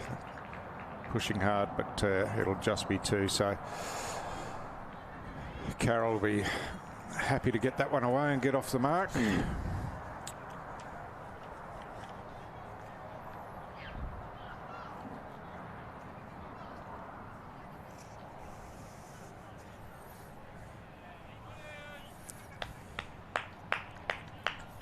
Who's your team to beat so far from what you've seen, Stu? Well, no, I'm throwing you on the spot. Yeah, there, well, I haven't seen the Renegades, so okay. They do look good actually. Ouch. They've got some good players, the Renegades. Yeah, but and I know they beat the Stars, but the Stars looked very good in their batting, particularly yesterday. I thought that. The Kingsmen were an interesting side, and I haven't seen the Kingsmen yet. Yeah, it'd be interesting to see how they go against perhaps some better opposition. But, yeah, they do have plenty of experienced players. Yeah, they got Scott Kugelheim. He's played IPL and for New Zealand a lot, so couple of match winners in that Kingsman lineup for sure. Well, this one a bit pace taken off. It's Sky down to third man. It's getting over the player from the infield, and. It's Ruff McMillan who goes back and throws it back in. So 2 more runs to Carroll. I think the other team you can't go past is always Pakistan. I think last year they lost the semi-final. Jake Winter made a superb 100 and basically single-handedly knocked them out. So they look good even though they lost yesterday. I think that first opening night against Bangladesh, they proved that they're a clinical team and they are here to win. I think that's what those international teams bring with them. They bring that competitiveness that they actually want to win the top end, and a lot of them are playing for A spots or to push into the international team. So, shot. Yeah, great shot. Just smacked that one away over the infield, out through mid-wicket, and a boundary to Connor Carroll, and takes him to 8, all scored off this over with 1 ball remaining. So Ian Carlisle with 1 to finish the over, and of course the Strikers play their first game today. Yeah, so. Yep. Bit of a younger squad from the Strikers, having seen them, but again, reigning champions, and they do have some match winners. I know Jake Winter's back up here again. Harry Nielsen's played a lot of Sheffield Shield cricket, so. Yeah, well, I think the whole competition has get over. That's 4 more, I reckon. Yeah, maybe bit 2. of pace off that one, and just 2. Scooped it out, but it'll be tidied up at third man and back for 2. So it's a good over for the Strikers. 10 runs coming from it, and all of them to Carroll. So after 3 overs, NT striker 2 for 16. Interesting choice coming up here. Stanlake's gone wicket maiden and they're turning to the spinner McMillan. So, yeah, I mean, toss of the coin, but I think if I'm a batsman, I know who I'd rather be facing here. The off-spinner or Billy Stanlake with the New Rock. Well, and I guess particularly with Jacob Dickman on strike, only faced the 1 ball. Perhaps might have been a chance to put some pressure on him. Yeah, for sure. I guess that Hobart would just be looking to close out this power play. McMillan's a pretty tight bowler. He'd be sort of spearing in at those stumps and just hoping to get hit down the ground for 6 singles. But I think at 2 for 16, I'm probably taking the risk to bowl Billy again. I think if he nicks off Dickman or Carroll, it's certainly in the ascendancy.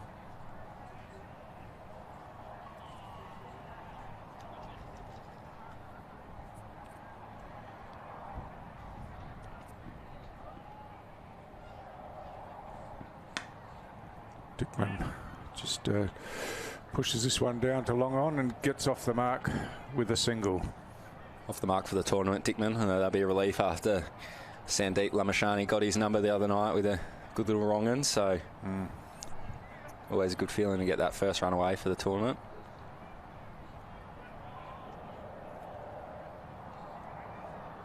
Yeah, I saw Sandeep last night. He bowls pretty well, doesn't he? Some good variation. Good. Yep.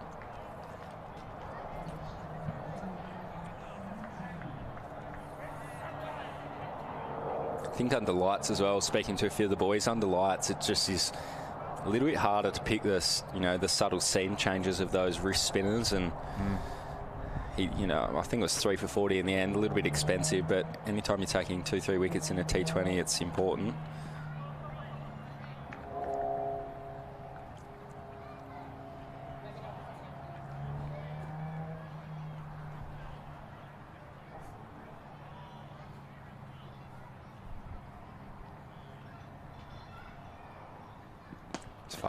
Faster ball.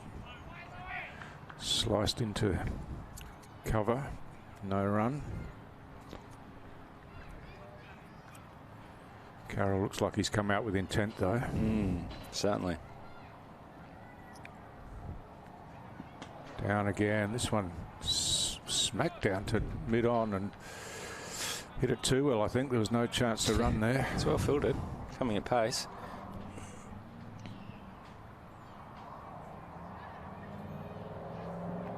Gone high this time. Fielder's coming around and taken. I think that might have been Mac Wright getting underneath that one. Yep. And good fielder. Unfortunately, Connor Carroll has to go. He's gone for 10 from 11 balls, and another one of those that caught in the outfield skied and just slicing across there and getting a bit of a leading edge. And a little bobble there. Yeah, it wasn't really a comfortable catch, but taken. And Carroll's gone, and NT strike 3 for 17 in the 4th over.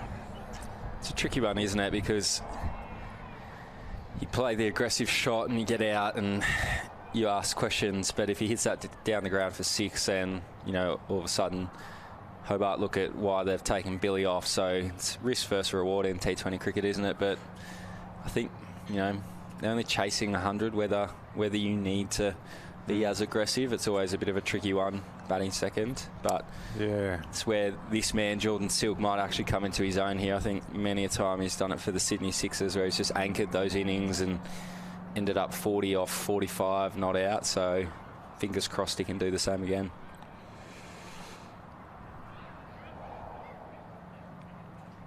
So what's the Silk connection to the territory? Just that he played up here? Yeah, he played up here for the Southern Districts Crocs, actually. So he's a local.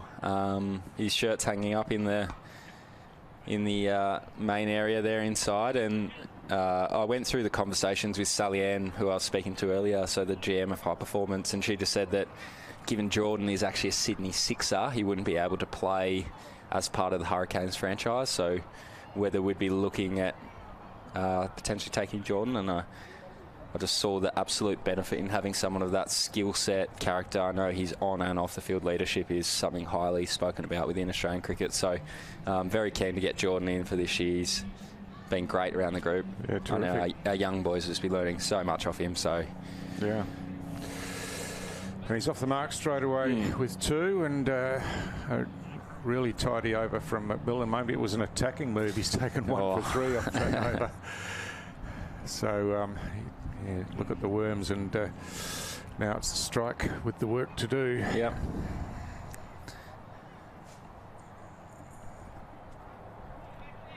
I think with these scores, though, it just takes one partnership. So that's what the strike will be telling themselves. Just needs these two, 30 or 40, completely changes the narrative of the match. So Brad Hope into the attack to Dickman.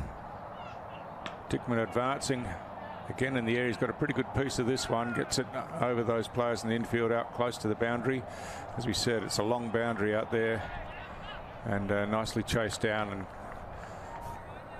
the batsmen are happy with the 2 runs.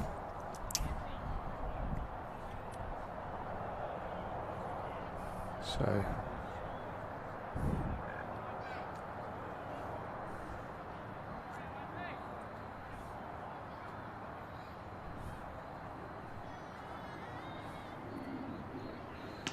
Dickman again in the air for a long time, but just on the bounce to mid-on.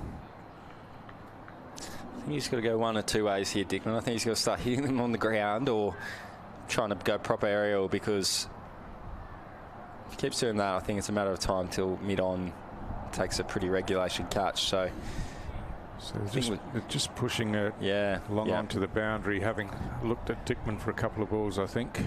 Take the single, I reckon. Should you take the single? Yeah, that he does.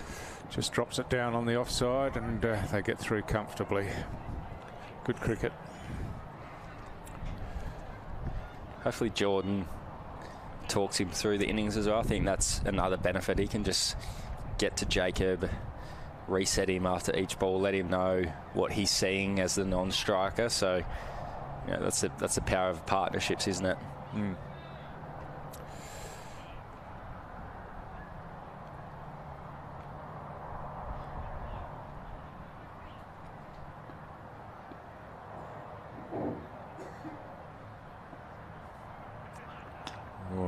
Right up in the block hole and just squirted out on the onside.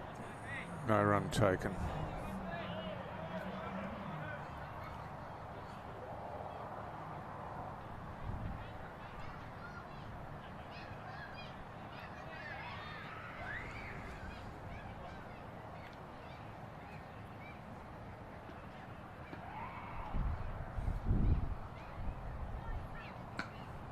Bowled. Nice bowling, just defensively on the onside again. So a tidy over from Hope. Interesting that they went for Hope ahead of Louis Smith, just down in front of us here. In the luxury, they're probably same. Hope obviously contributes a lot with the ball, as I said earlier, in that Sheffield Shield lineup, coming in at sort of 7 and 8, just bowling those middle overs. So he's a good player. Full again and driven straight back down past the bowler on the leg side to long on, and Silk picks up a single off the last ball of the over. So just 4 runs coming from Hope's first over, and NT Strike moved to 3 for 23 after 5 overs.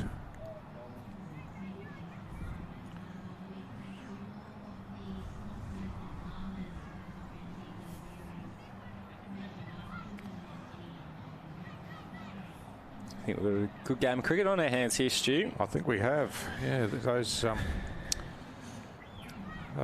early wickets have really evened up the odds, I think.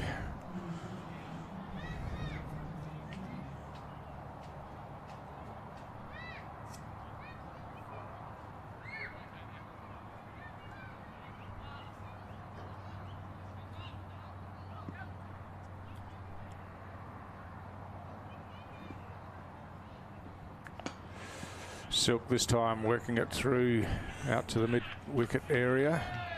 Nicely fielded by Smith. Just the single. It's Stanlake back into the attack.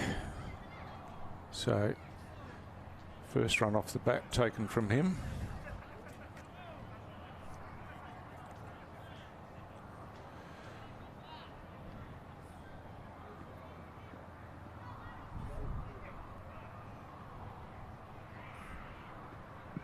Oh, that one whizzes past the outside edge of Dickman's bat.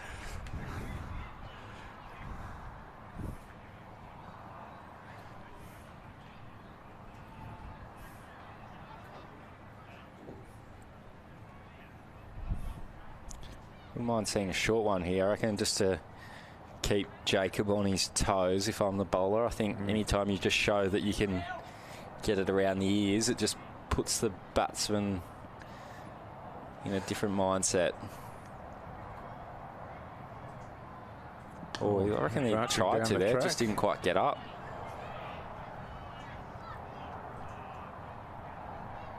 Sending out an extra man here to the leg side off camera, so you have 3 out probably signals that it's going to be somewhat maybe short or at the body.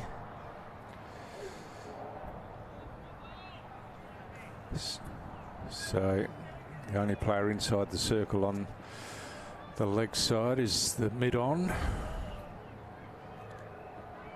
He's short at the body, and Dickman's played that nicely, just working it away on the leg side, and gets himself a single.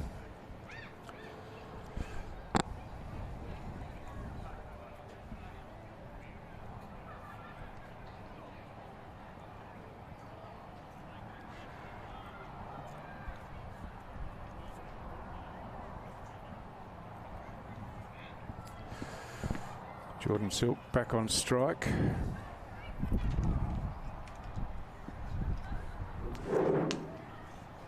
It's full and just pushed out on the offside. No run taken.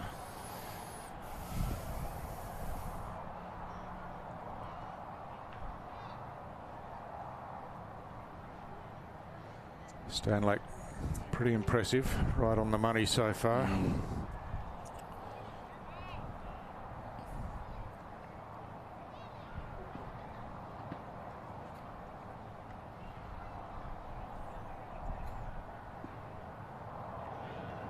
This one's short, bottom edge all the way down to fine leg. Bit of a fortunate one, but he'll take it. It's 4 runs to Silk to finish the over. And NT Strike have taken 6 runs from Billy Stanlake's second over. 3 for 29 after 6. Certainly needed that, didn't they, Stu? It's just been a little bit of a holding pattern the last few overs, and we saw in the Hobart innings a couple of balls fly past short third man and fine leg. So any bat, it's going for 4 past those fielders. Just looks hard to score boundaries in front of the wicket unless you hit it really clean, which we haven't seen consistently today. It just looks like your best scoring options are sort of square or behind the wicket. And of course on this ground they're the longer boundaries. Yeah. So yeah, it does make it interesting. Bit of a diagonal AFL ground, so it's got some unique pockets. I know Metricon Stadium in the Big Bash is similar.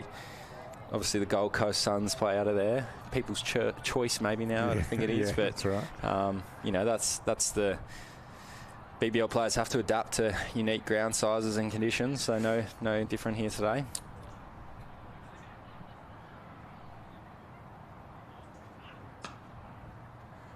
Dickman on the front foot, just plays that back to the bowler. Well, you talk about unique ground sizes and shapes, and you go around the world, and New Zealand, they're playing on rugby grounds, and yeah, it's just got to adapt wherever you go, don't you? You've got slopes in England.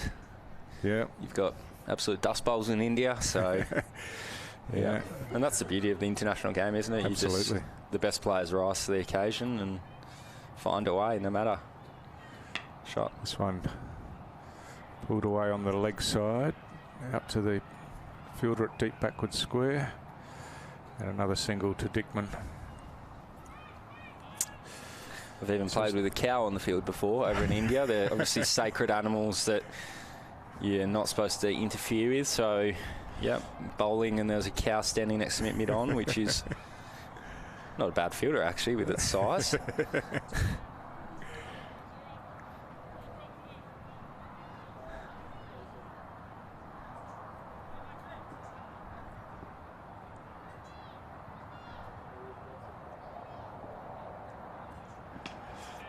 Silk advancing down the track, but just hits that one straight toward in the covers.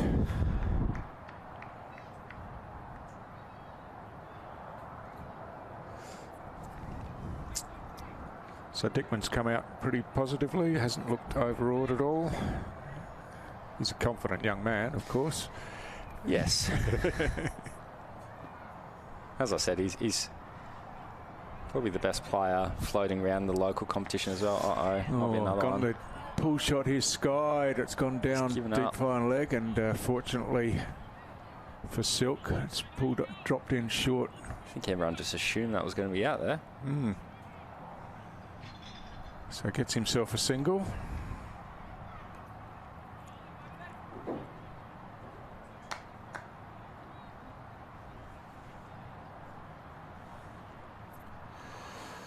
They've got deep long on and deep long off for Dickman. Well played. Turns this one on the leg side. Nicely played. Running the first one hard, but there's only the one run in it. As returns fired back in.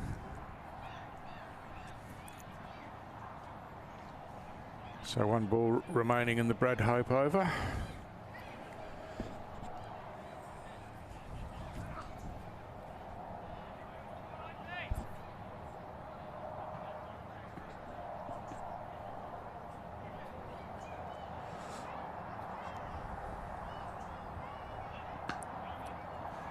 Just worked into mid-wicket, no run there, and that completes the over.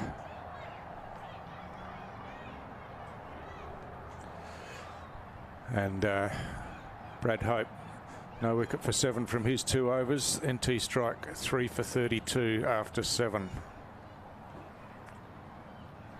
I reckon WinViz has changed its tune now. I think it might be the other way, favouring the men in purple, but I reckon the way the innings is shaping up, these two just get through to the surge, and then it's probably a make or break 2 overs there. So he can start to play some more expensive shots. But Louis Smith coming on to bowl here. Someone who knows these conditions well as a man playing for Sun Districts in the local competition. So he's bowling for the first time in the series. Long run up. He buggered in this heat.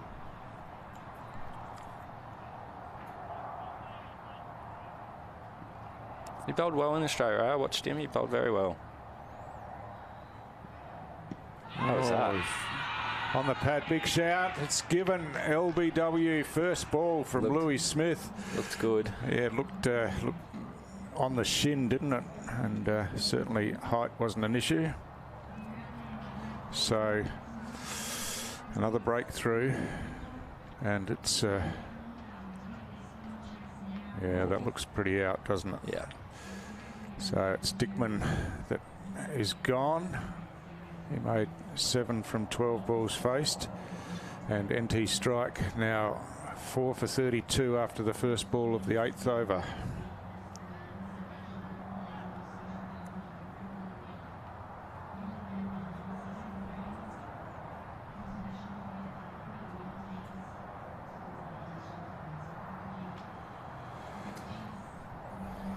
Trouble. It's probably down to these two. Tommy played well the other night. It just looks hard for the strike to get any momentum here, and Hobart have bowled well, fielded well. Tommy Andrews comes to the crease with a job to do.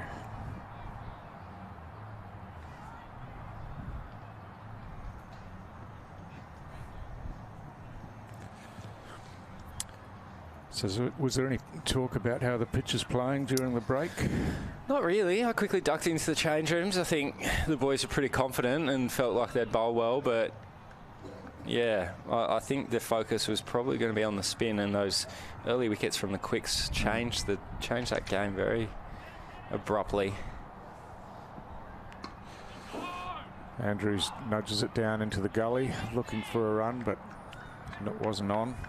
I think you just need to approach it as if, you know, a lot of these guys play professional cricket and play on BBL surfaces. I think you just need to go back to your grassroots and know what works at local cricket, because at the end of the day, it's local club conditions, and you still have a lot of time to bat, especially when you're chasing 120. So just take the game to the death, I'd say, from here for the strike.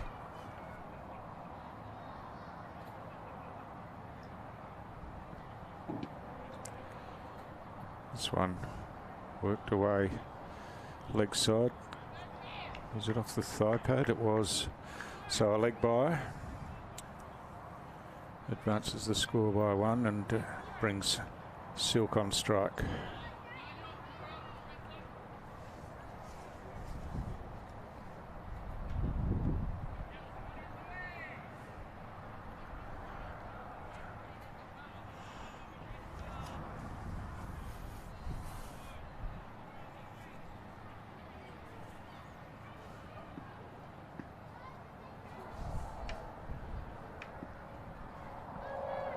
This one short, outside off stump. Cut away through the covers. Just a single again. I did actually hear a conversation between these two talking about how many run-outs they'd been involved in at Sheffield Shield cricket together for Tasmania. I know Tommy was pointing a few fingers at Jordan. A particular game at the Junction Oval got brought up where Tommy was on 45 and Jordan, for want of a better word, barbecued him. So we'll see how we go, because I know Jordan's going to be running pretty fast here. Right on line again, just squeezed out on the offside. So we need to remember as well with Tommy, I know he's back in Adelaide now, but he did go to Tasmania for a couple of years there, played a bit of Shield cricket, did very well in the one-dayers, I think, from memory, and he does have experience. Obviously, Jordan is the current Tasmanian captain, so what a Cinderella story would be if he knocks the Hobart Hurricanes off as NT strike.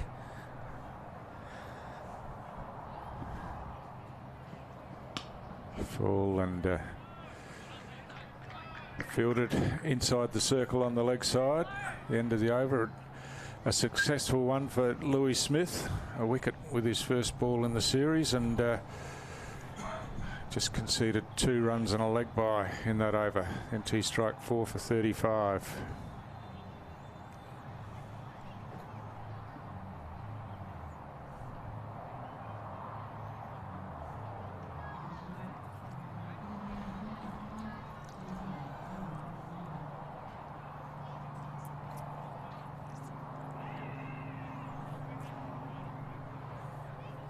So it looks like we're going to see some spin. Yeah, I think the side screen attendant's about to have their work cut out with Niv. We'll see if he changes arms here. I think he will with the left and right hander. Looks like he's going to start right-handed, and he might go left arm to Jordan. Well, that's certainly what I've seen in the couple of games that I've seen. He's bowled right arm to the left-handers every time and left arm to the right-handers every time.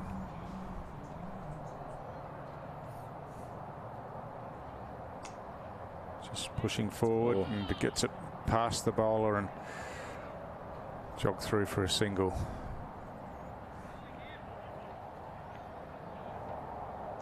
Might stay right. No, he's going to come over the wicket, so it'll be left arm, I think.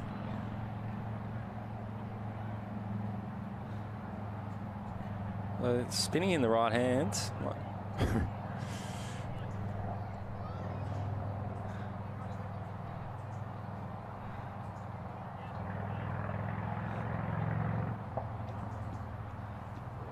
No.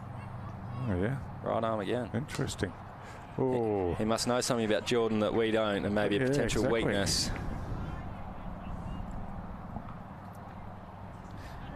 I recall an article on Niv. I can't remember the exact details, but it'd be an interesting case study to go back and actually understand how he's got to a position where he can bowl both hands, because I think for most of us, if we touch a ball with our opposite hand, it looks pretty uncoordinated.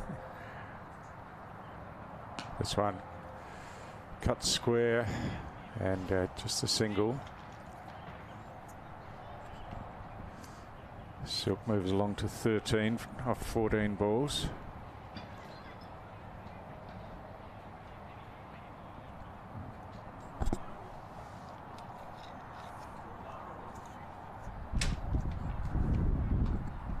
This one cut fine, but straight to Stanlake and no run.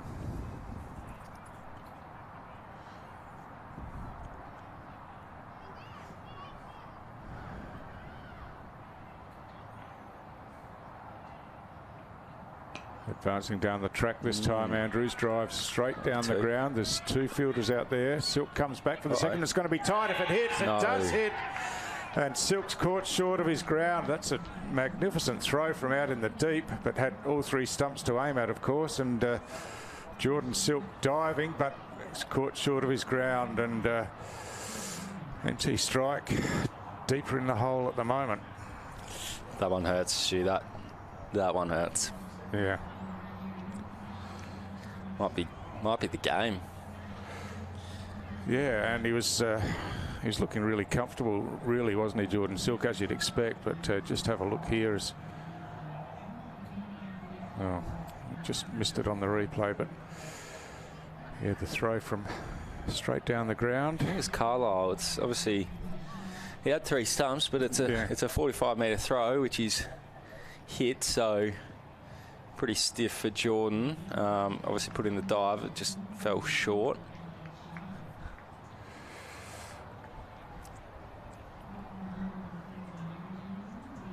A lot riding on Tommy and Matty Hammond now.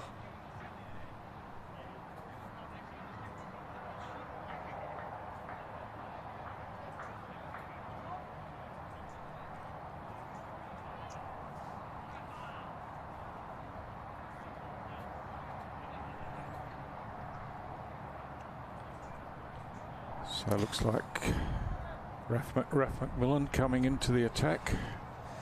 Yeah, I think Hobart will squeeze now. Time to foot on throat, as they say in cricket. I think they're right in the box seat here, and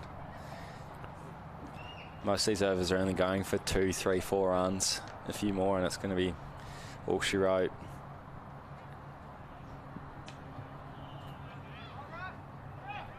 Lester and Hammond close that one out on the offside. Matt Hammond on his home ground, of course. Yeah.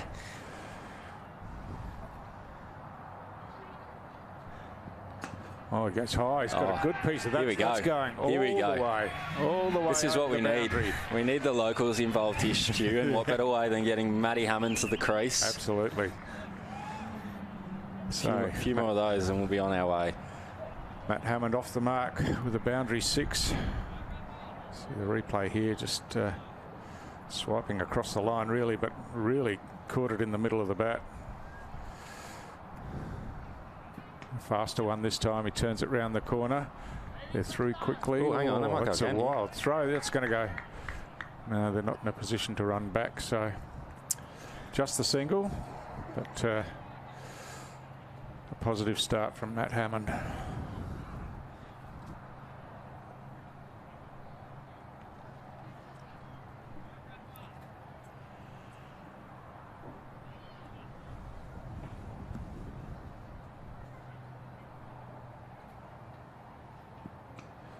Andrews works it away on the leg side. Smartly played. I think anyone who tuned into the BBL last year's Tommy Andrews came in at the lower order for Sydney Thunder a few times. You know, 20, 30 runs just at the death. It makes a big difference. So all hope isn't lost. I think it's going to take something special, but he's done it on the bigger stages. So. Just hoping for that again.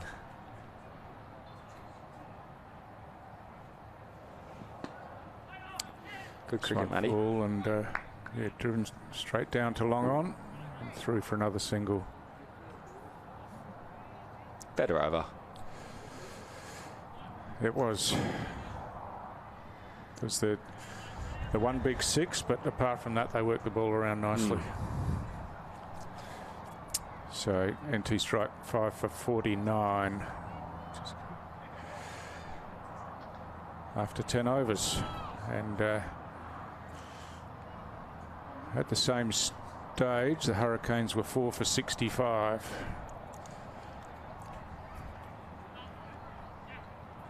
So not that much between them. Yeah. Yep, I agree. I just think that right at the crease, though. Yeah, and that extra wicket just hurts, doesn't it? Because you just won closer to the tail, so it doesn't look like it's been an easy ground to score runs at.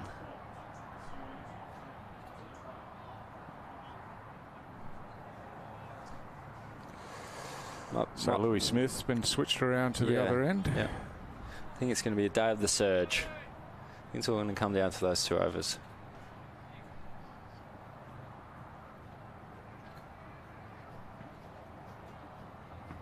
Short, pulled away. There's a fielder out there, Mac Wright coming in. Fires it back in, just the single.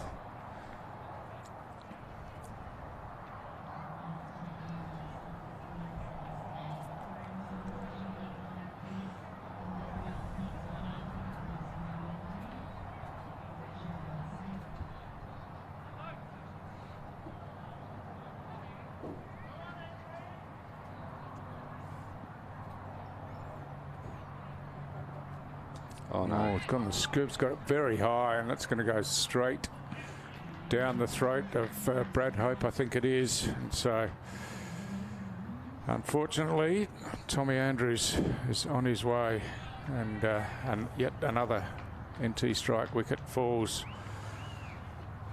in the 11th over.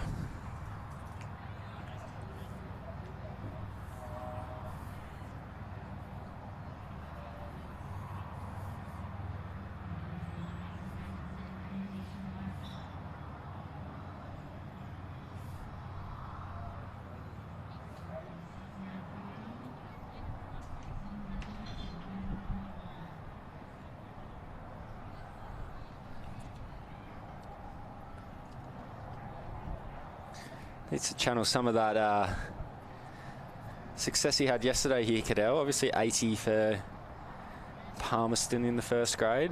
One of his highest scores in first grade competition, and he's shown his talent. He did well at the under-17 national championships last year as well. So certainly capable, but this is a big jump up for him in quality. But yeah, looking forward to seeing if he can even get a 20 or 30. Bat with Matty, obviously the more experienced player here.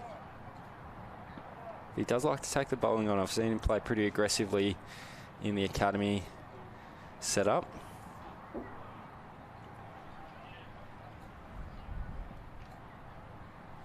I know Friday night, as I said earlier on commentary, he walked off the ground. He's absolutely buzzing. He said it was the most people he's ever played in front of, with the 1,000+ Nepalese fans. Yeah. So any of these occasions are certainly momentous for Cadell. And works that one nicely on the leg side to get off the mark. Straight down to Billy Stanlake at fine leg. Speaking of Billy, this is where, as a Australian level quick bowler, I want the ball in my hands. I think he might have Cadell and Matty on their toes if he gets a crack.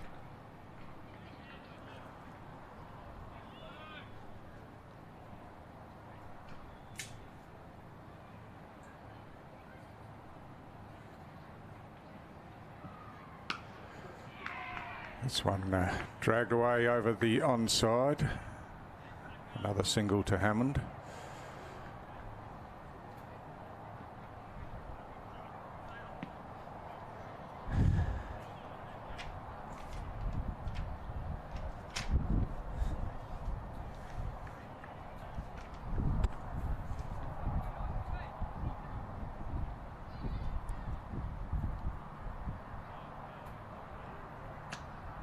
Solid forward defensive shot from Cadell McMahon.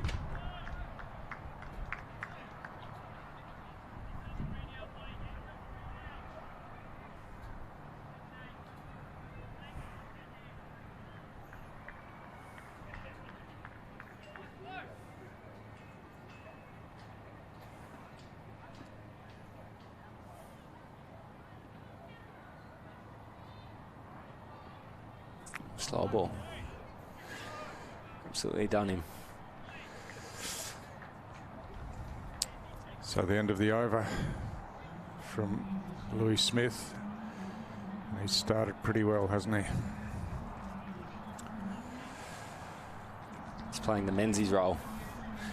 Dominating. That's right. 2 for 5 from his 2 overs. But just NT strike scorecard there, not too much to cheer about at this stage. It's been hard work, hasn't it? Yeah. Just never really got any momentum here. It's not all over, but it's looking unlikely.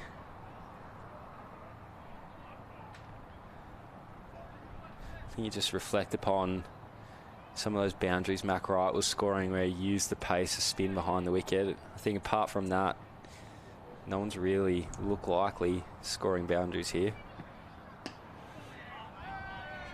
So this one driven down to long on. Carlisle back in the attack.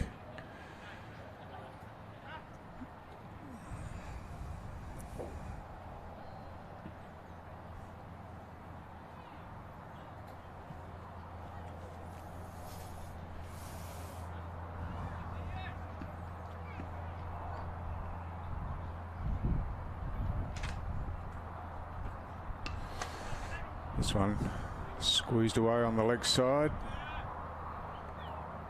Will Prestwich coming in to do the fielding.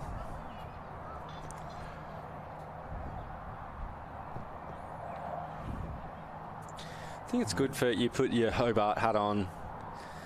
You've had a game at TIO, a game at DXC, a game out here. I think it's good that, you know, a lot of these younger players or even more experienced players are getting exposed to different conditions. They'd be probably in the indoors down in Tassie with all the rain and weather. So you're up here in Darwin, you're getting good quality cricket. I think it's a big win, and after where the game's heading, they're going to be 2-1, so they look like they'll be in and around that final setup come Sunday week.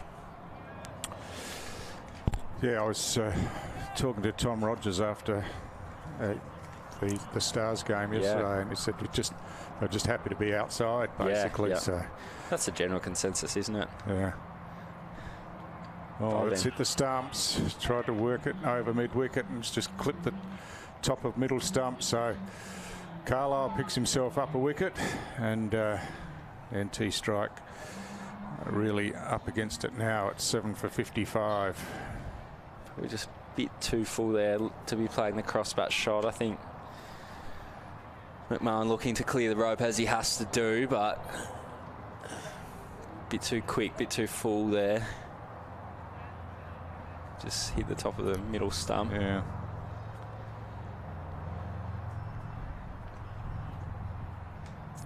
Yeah, certainly. I was able to tour Darwin a couple of times in my playing days, and it's just, you're exactly right, Stu. You get outdoors, you get off the long run, just puts you in better prep for the season. Cricket, you know, competitive cricket starts in September, October these days, so you need to have a good run around, and often you're dictated to by the weather down south. So, you know, a lot of these boys are at the trailer boat club, the sailing club, going for a fish or doing something touristy out at Berry Springs. So I know they're having a great time. Yeah, playing a bit of golf as well. So. Yeah, the golf clubs are never too far away in the cricketers' kit bag. They're actually normally packed before the cricket equipment. So he was the hero with the ball. Can he be the hero with the bat? This one down the leg side. It's going to be called wide.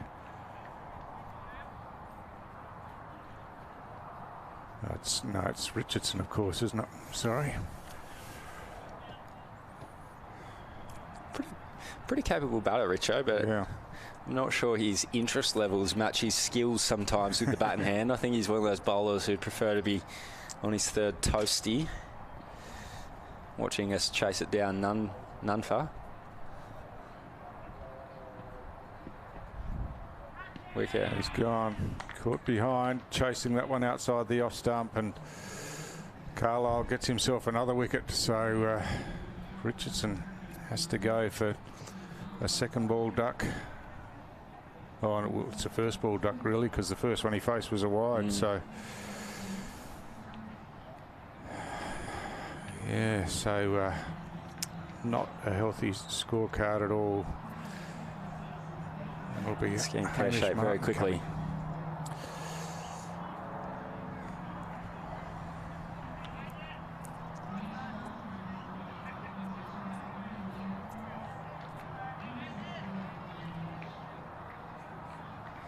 Big couple of days looming now for the Strike. They go ACT tomorrow at Kazali's.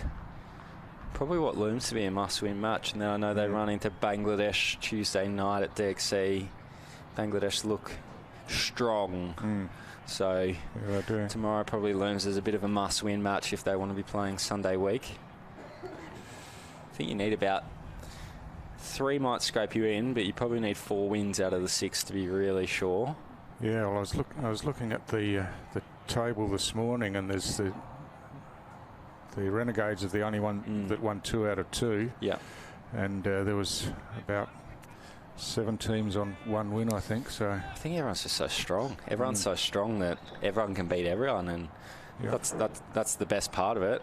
You have to be on your game, but the Renegades do pose those big threats. Sutherland, Crone, Harry Dixon, Ollie Peake, Fergus O'Neill, Josh Brown.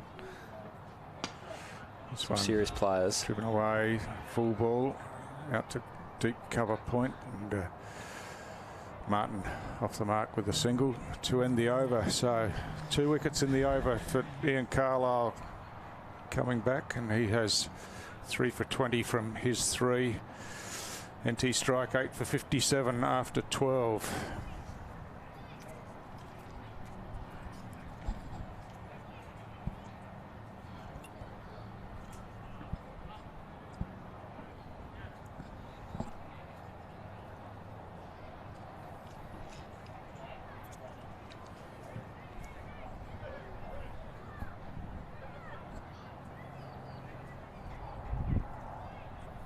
This is what you want as a number 10, to look up and see Billy with the ball.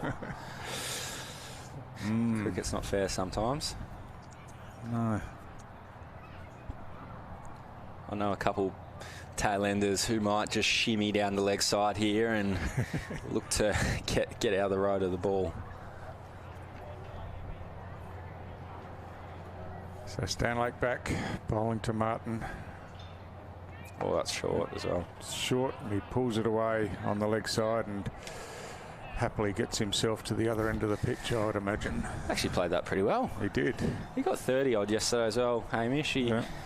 As I said, he's a very strong contributor for Palmerston in all facets. So I know he's pretty good with the stick. You are right, though. I'm sure he's happier down the other end.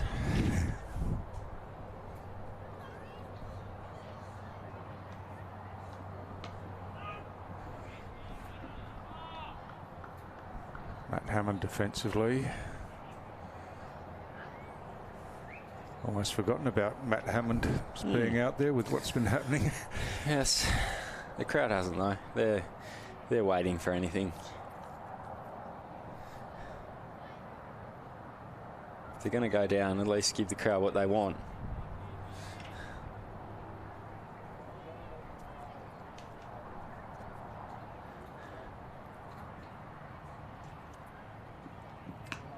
Yeah, just waited on that one. Pushed it wide of the cover fielder inside the circle, and gets himself a single again.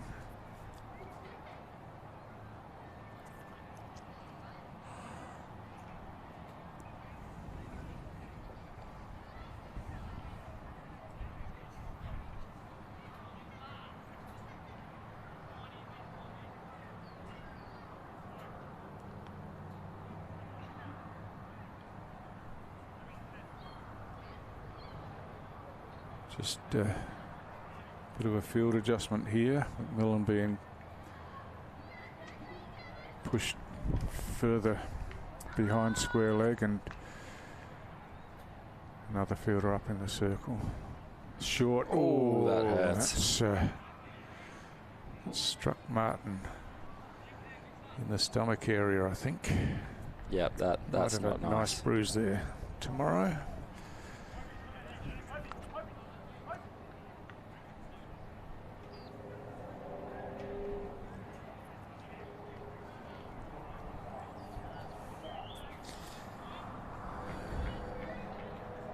Yeah.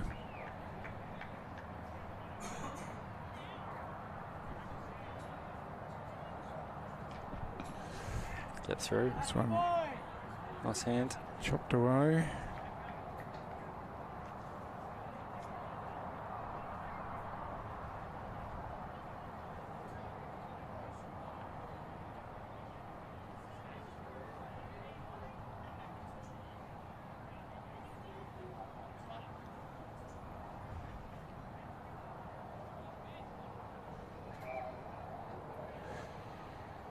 So the last ball of Stanlake's over. And Hammond hits this one through the onside. Martin looking to come back for the second, but it was never on as fielders onto that quickly. So 13 overs completed. NT Strike up to 8 for 61. Hamish Martin 3 off 4 balls, and Matty Hammond 14 off 12 balls faced.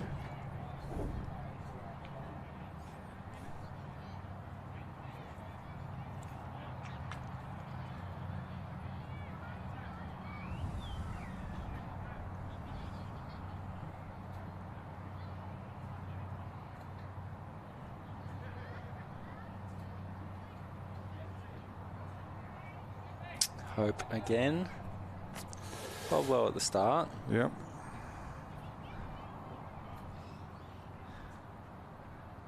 Shot. Oh, lays into that one. Straight to There's the man, a though. fielder out there at long off. Keeps it to a single. Did he get that one aerial to the 200 plus Southern Districts fans who are waiting under that tree? I think that would get them up and about if they can have a crowd catch. There's high standards though in Darwin after we saw in the T20 International the bloke catching it one-handed with the 2 beers, so I'm sure there'll be someone in the Southern Districts crowd with 2 beers in their hand. Just nudged away on the offside and quickly off for the single. Good cricket from Hamish Martin.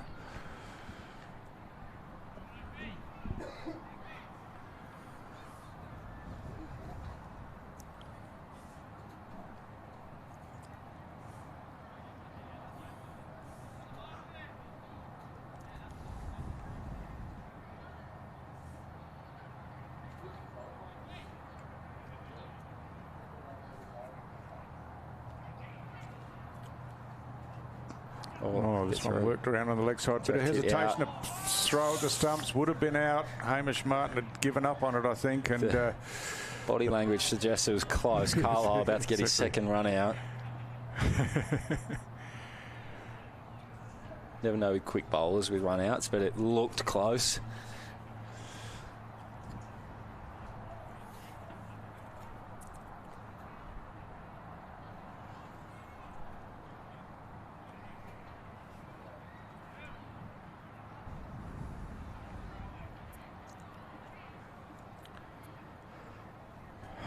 Hope around the wicket to the left-handed Martin. Short ball, I reckon. He picked it and he smashed that one away through mid-wicket on the outer side of the ground, and I think Martin picked it as well. He was waiting for that one and got a really good piece of it. And the ball being chased out in the scrub out there. Fielder went back on the leg side, so a bit of a giveaway, but yeah. I think you're encouraged to be predictable with the ball, and ultimately if the batter finds the gap in between your boundary fielders, then again you just clap your hands and applaud. But he struck that one very nicely. He did. In position quickly. Now that man comes back up, so I think Hope's got the message there. No more of them.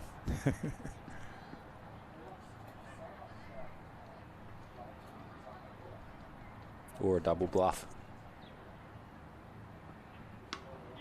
Yeah, just works this one away on the leg side with one hand, basically, looking for a second, but Matty Hammond firmly says, no, we're not going for that.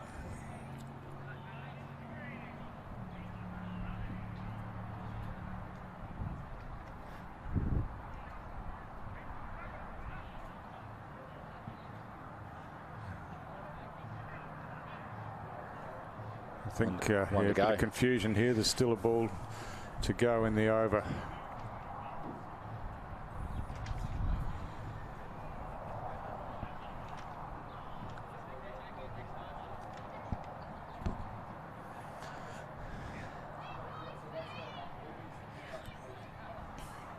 See a little bit of shift in the competition now. We head to Gardens Oval and Kazales for the next few rounds. So again, teams that can adapt to. That should be four. Beautifully played off the legs there by Matty Hammond, and he gets himself a boundary on the leg side. Crowd love it. He'd be happy that that extra ball was bowled, and Hammond moves along to 20 now. And I don't want to say there's a pulse. I don't want to say there's a pulse, but we never know. Well, they're... I was going to say they haven't taken the surge, and they just have taken the surge now, so... Yeah, miracle, but... No, this is a good knock from Matty Hammond. Yeah. So as I was saying, Stu, I think as we head into Kazales, Garden, shift back to DXC for the back end of the tournaments, those teams that can adapt quickly to those conditions, because really we don't know what's coming at Cazaly's or Gardens. They might be similar to this, or they might just be flat batsman friendly. So you generally only get one crack at each ground. You need to be on your toes for all 6 games for each team. So NT have just looked a little bit sluggish with the bat today. That could be 4. Swings at that one. He's got off the edge, and that's going to race away for 4 runs down to 3rd man. And Martin and Hammond with some rearguard action here. That's I think this is the best partnership of the innings. They've added 22.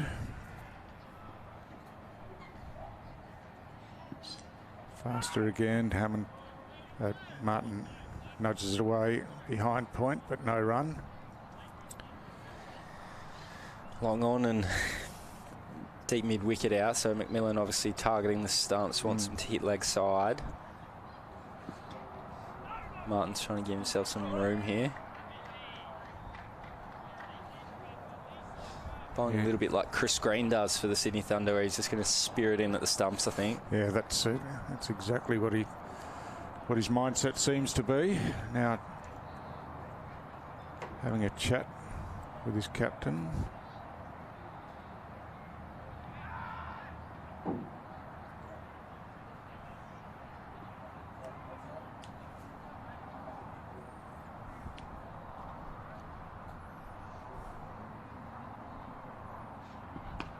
Gets through. And yeah, it is through. The offside is Joaquim chasing hard. He's going to pull it up inside the boundary. They come back for 2, and that's all it'll be.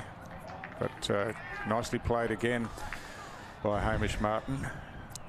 If you're 5 down here, you'd probably back yourself 50 or 49 off 33. I think it's just the wickets that obviously the threat here.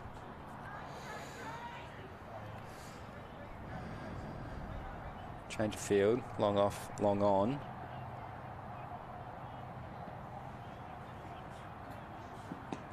Martin again. Played. It's down the ground. It's Joaquim stayed out in the deep that time, so just the single.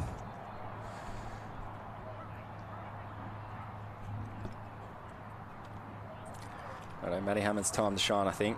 For the oh, it's a free hit, is it? I think he's just signalled free hit. Yeah, I'm wondering what that's about. Might Maybe miss that one. Yep, maybe they might have had too many out. Yeah. Hammond blows into that the wrong way there. Oh, I think the fielder out there started going the wrong way. Yeah, so. Carlisle, he's run the other way. I did see McMillan open the bowling yesterday and bowled a no ball for his front foot being too wide, so might have been that, which is quite odd as a spinner. Bit of a coach killer, but yeah, NT will take it. Yeah. This one straight down the ground again. It's well placed. It's a diving effort to stop it. It keeps rolling, but a good effort in the end. And they're back for 2 runs. So this partnership building at the end of the 15th over. NT strike 8 for 85. And Matt Hammond's moved along to 24 from 17, and Hamish Martin 16 from 12.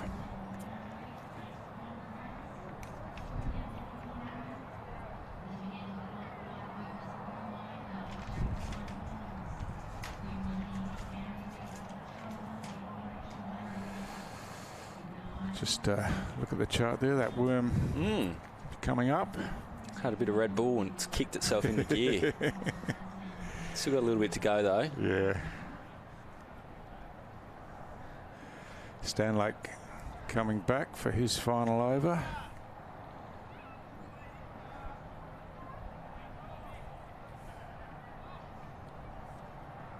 And Martin on strike. Short ball. He was advancing down the pitch, but picked it up nicely and just Knocked it away on the leg side. Umpire's called that over the shoulder, so importantly, he won't be able to bowl any more short balls for this over. And that looked like what he was trying to do there, is that with the 2 out on the leg side, was just to dig it in short. You want to be probably chest height, not above that shoulder, if you're going to have this tactic for the whole over.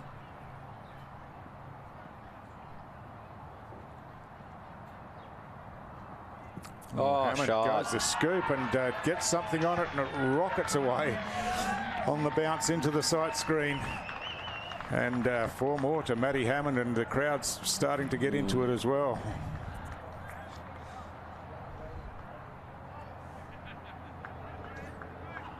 That's an amazing shot. I think just a skill these days. When you see people line up for the ramp and then they're able to switch it to go the other way, yeah, it's incredible.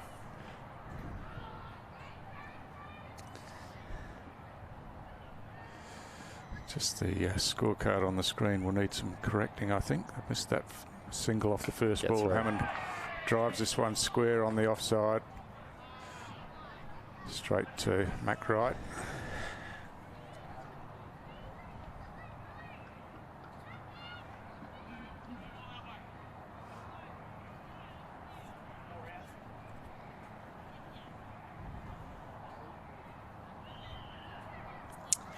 Get another boundary here, and we're certainly in the game. Still behind, but you never know.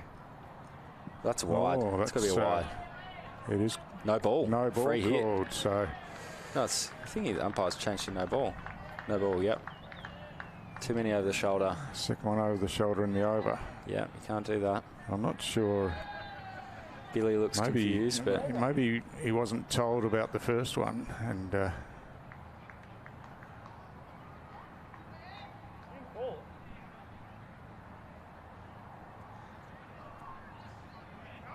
so that is interesting. So free hit here.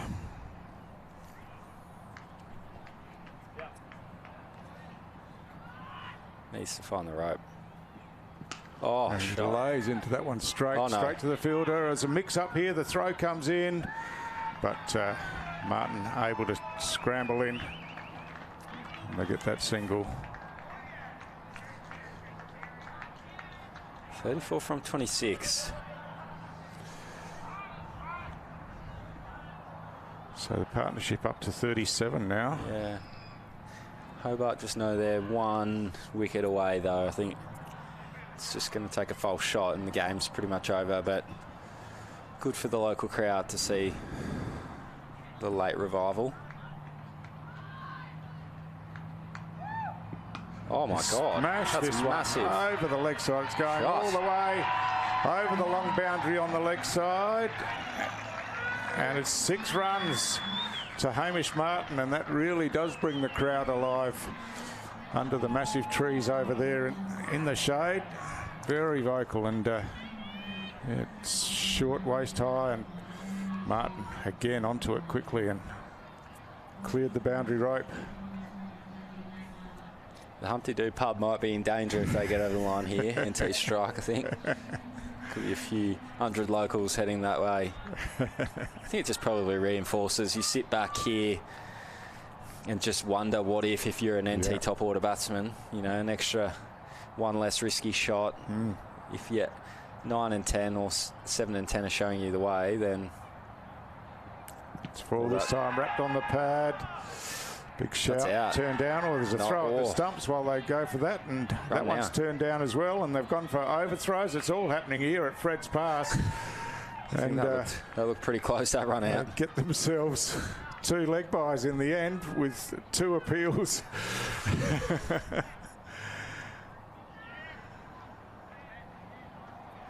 Billy Stanlake just having a conversation with the umpire at the end of the over. And that brings up NT Strikes 100, which didn't look likely a few overs ago. Certainly didn't. So 8 for 100 off 16, and 26 runs required from 4 overs with 2 wickets in hand. Now, how do you play it, Stu? Do you keep the momentum as if you're still in surge conditions where they look like they're scoring a lot more free, or do you look to try and bat out the last 4 overs and eke 26 runs over the line? Not sure. Yeah, I mean, they've gone about it really well so far. You know, I think you just keep going. Don't change your approach. Well, Martin actually, with that 6, cleared the deep fielder, didn't he? So it shows they've got the power to do that if they hit the ball well.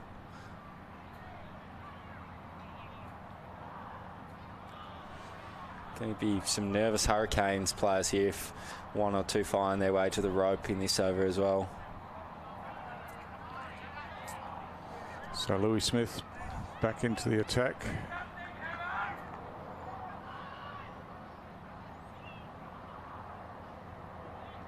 Oh my God. Hammond 6 down the ground. He's gone all the way over long on. There was a fielder back there. That didn't worry him. He's gone straight over his head. It's cleared the rope. It's cleared the fence. And a big 6 from Matty Hammond. And we, dare I say it, we have a game on our hands. Oh, don't we just? It's funny though, because you play no risk cricket when you're 50 runs behind. The closer you get, the realisation of actually winning does funny things to you, that pressure.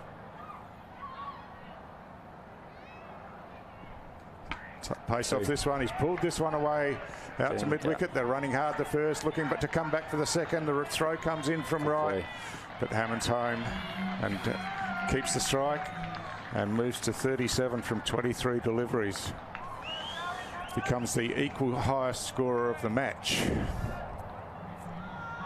What a knock. I think if you're Hobart though, you just keep telling yourself you're 1 away. You just 1 away.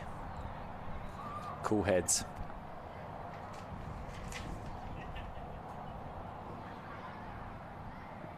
Short and smashed down to long on. This time just the single.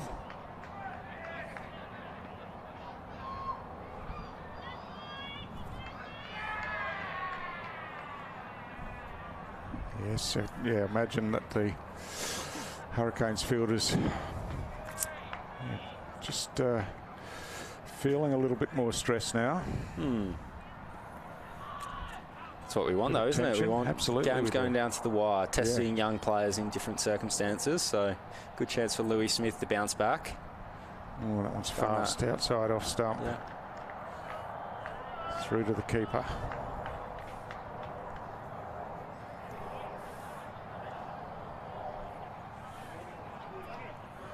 Interesting footwear there. Looks like he's got wings on his boots. He's got the straps up nice and tight.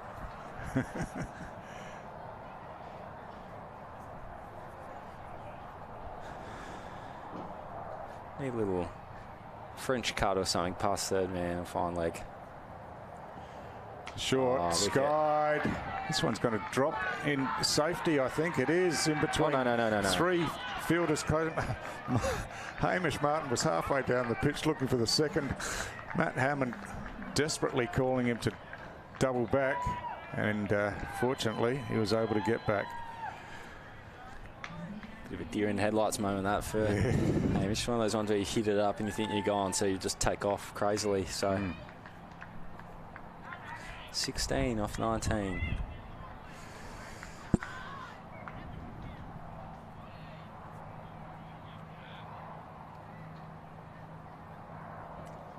Shot. Yeah, and he's hit it hard out to long on.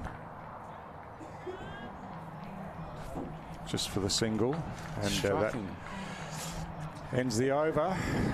So Louis Smith now 2 for 16 from his 3 overs. And Matt Hammond retains the strike. He's 39 not out off 25. Hamish Martin 24 off 17, and NT strike 8 for 111 off 17 overs.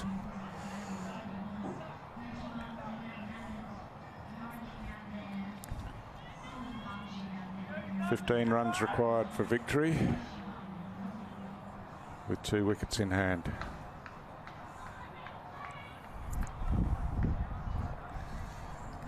Spin again, McMillan. Hammond did hit him for 6 to cow corner on his second ball.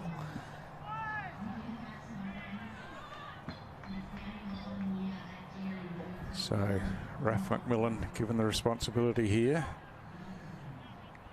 Looks like he's opting to bowl round the wicket to Hammond, the right-hander.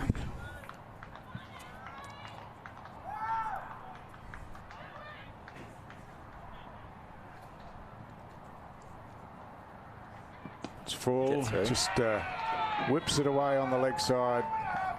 One bounce to the fielder out there, Tim Ward, and it's a single off the first ball of the over. Now the left-hander Martin on strike.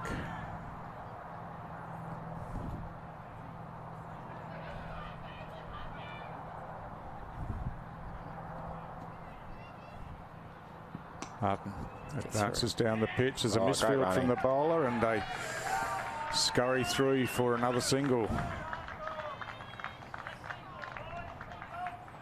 Chipping away at this target now. Crowd are getting very invested in this as well. I'm not sure if it's coming through on the broadcast, but 200 plus local Southern Districts fans are cheering every run on here. This one wider outside the off stump. So bowled. Was well bowled. Hammond tried to squeeze it through that vacant point area, but just beaten by the pace. In a nice position though, where it's not, they're not under economy pressure, the strike. Hammond's tried to go big again, got a piece on it. Throw comes in, but Martin safely through. Do you change your tactics here? You got 5 out. If you just play some traditional shots here, you might actually just get it down to sort of 5 or 6 off 8. I think the last thing NT can afford is a wicket, so it's just that fine balance of risk and reward again. Nice shot, great cricket. And Hamish Martin drives it down to the long off. Just the single again, but they'll be happy with that. Strike. Just turning it over. 4 runs from the 5 balls in this over so far.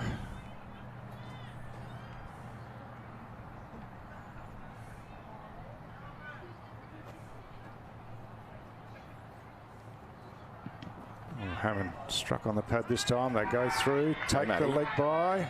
Great over. And Hammond will keep the strike. So McMillan a bit frustrated there, I think, but good frustration though. I think clearly showed that he wanted the ball and wanted to be the game winner there for Hobart. So yeah, as I said earlier, it's the exposure for these young players to be thrown into scenarios that they might not get, or if they go and debut in the Big Bash like Raf this year, he knows what to do under pressure. So it's a big win all round, irrespective of who actually wins this game. Same with young Ian Carlisle about to grab the ball. He's someone who has threatened to make a big impact on the domestic scene. So good opportunity here to close out the game for the Canes.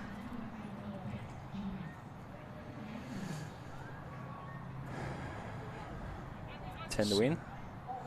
10 to win, 2 overs. Getting a bit nervous now. And Hammond on strike.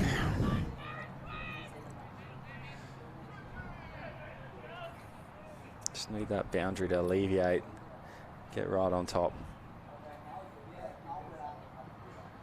Oh, he's gone. Swings it away on the leg side. It's going out towards Matt Wright's going to fall short of him. And they jog through for an easy single. Brings Hamish Martin back on strike, and good knocks from both of these players. Very, very impressive. Yeah, very impressive. I guess when they first came together, there wasn't much to lose, no, but the pressure builds as you get closer, and they've handled it beautifully so far. This one, it's away through the offside. It's going to go close to the boundary, scurrying around. I think Radhakrishnan got a hand to it, but couldn't prevent it trickling into the boundary rope.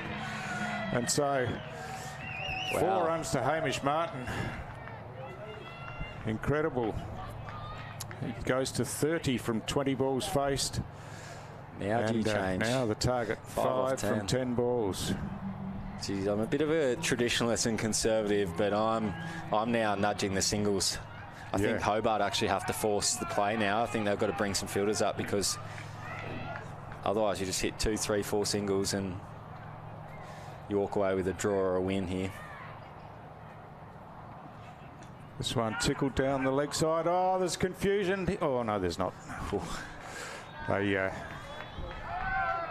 Matty Hammond, obviously a calmer head than mine. He turned Hamish Martin back and no run.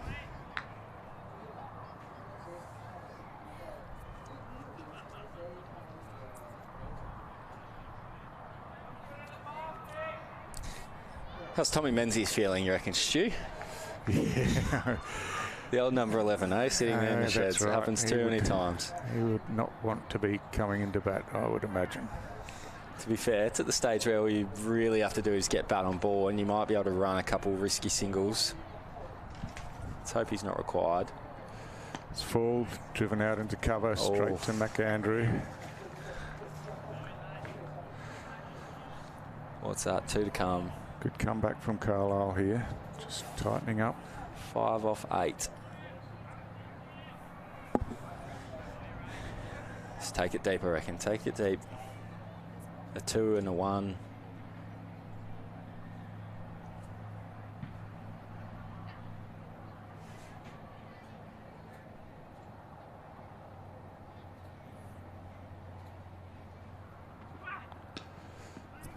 Driving again. Oh, there's a confusion here. Throw at the stumps, misses. Hammond was stranded in the middle of the pitch. Probably one that they didn't need to take. Oh, I know I'm not supposed to be biased, but if you heard my voice or my grunt there, it's because they were both standing in the middle of the pitch. Exactly. And it's just a matter of which end he wanted to throw to. But at the end of the day, it's an extra run off for the territory. Exactly. 4 to go. You're right, though. They don't actually need to take that run. They can... You're 1 shot away now. Yeah, that's right. You're 1 shot away. You just need to get bat on ball and it'll come naturally. Although the local man, he's probably eyeing over mid-wicket here. He's come up. What a way to do it if he does. Oh, it's a no-y. Oh, that's a no ball. That could be it. This is what we want. Yeah, a high full toss, no ball, which means a free hit. The district fans have picked up pretty quickly that this could be the game here, so I think I've seen a few eager citizens stand up. So Matt Hammond Can he has do it? a free hit. If there wasn't 3 runs required for victory. If there wasn't a statue of him before the game, there will be after this if he gets him over the line. And I think just going back to that earlier point, it's pressure for Carlisle. It's death bowling down to the wire, so he'll be better for this. Can't change the field. Yeah. Good pick up, Stu. So, and Hamish Martin was all over it, telling the umpire. Can Hammond do it? It's full. He's got an edge to it. It's going all the way to the boundary. It's 4 runs. And it's victory for NT Strike here. An incredible performance by Matty Hammond and Hamish Martin. Matt Hammond, with that 4, finishes 46 not out from 32 deliveries. And Hamish Martin, 31 not out from 23 deliveries. Not the shot that he was looking to play, but got enough wood on it. And down to the boundary at third man. And what a game of cricket, Nick. Geez, you couldn't write a better script, could you? No. The local hero. Can't remember what he came in at with Hamish, but it was 8 for not many. Yeah, well, that's right. It was, I missed it, but it was certainly 60 or not much more than that. So incredible. It's been an amazing partnership, and just looking at some of the highlights here of the innings, but the real highlights came in that last partnership, and said it all day though, Stu, haven't we? The surge won for the NT. They took 3 for, and Martin and Hammond were able to navigate that and actually get a bit of momentum going. So change. Yeah, I think Just saying off air, Matty Hammond, man of the match, I reckon. The Hurricanes come off, obviously disappointed, but look at the cheers that the two NT boys are getting. Matt Hammond and Hamish Martin. A magnificent partnership, unbeaten partnership, and they've taken NT Strike to victory when they were at the longest of odds when they came together. Incredible performance. Just going through some of the stats there that look good on paper, but a low-scoring game. And the match summary there sees Hammond and Martin at the top of the list on the strike batting, and Hammond, of course, had that terrific bowling spell as well, with 1 for 15 off 3 overs. And Carlisle, the figures for the Hurricanes. But what a game of cricket we've had here. It's been an exciting finish, and NT Strike have got up in the end. Thanks for your company, Nick. It's been a fantastic day's cricket, and so at the end it's NT Strike winning in the 19th over with 2 wickets remaining. Hope you've enjoyed the coverage, and tune in for the rest of the week for what's been a fantastic series. Bye for now. Are you looking to hit your studies for 6? Make the move to Australia's Northern Territory and start a world-class partnership where your potential can glide through boundaries and you can rack up runs in places you never imagined. Enjoy our laid-back lifestyle and help us build what's next. When this over is over, think about getting on a good wicket and consider studying in Australia's Northern Territory. Authorised by the Northern Territory Government, Darwin. When you move here, it's not just for work, it's for life. Here, culture isn't something you leave behind. It's something you bring with you and share. Great jobs, no long commutes, and weekends that start as soon as Friday ends. From the red desert to the tropical north, this place doesn't just welcome you, it transforms you. Australia's Northern Territory. New boundaries, new territory.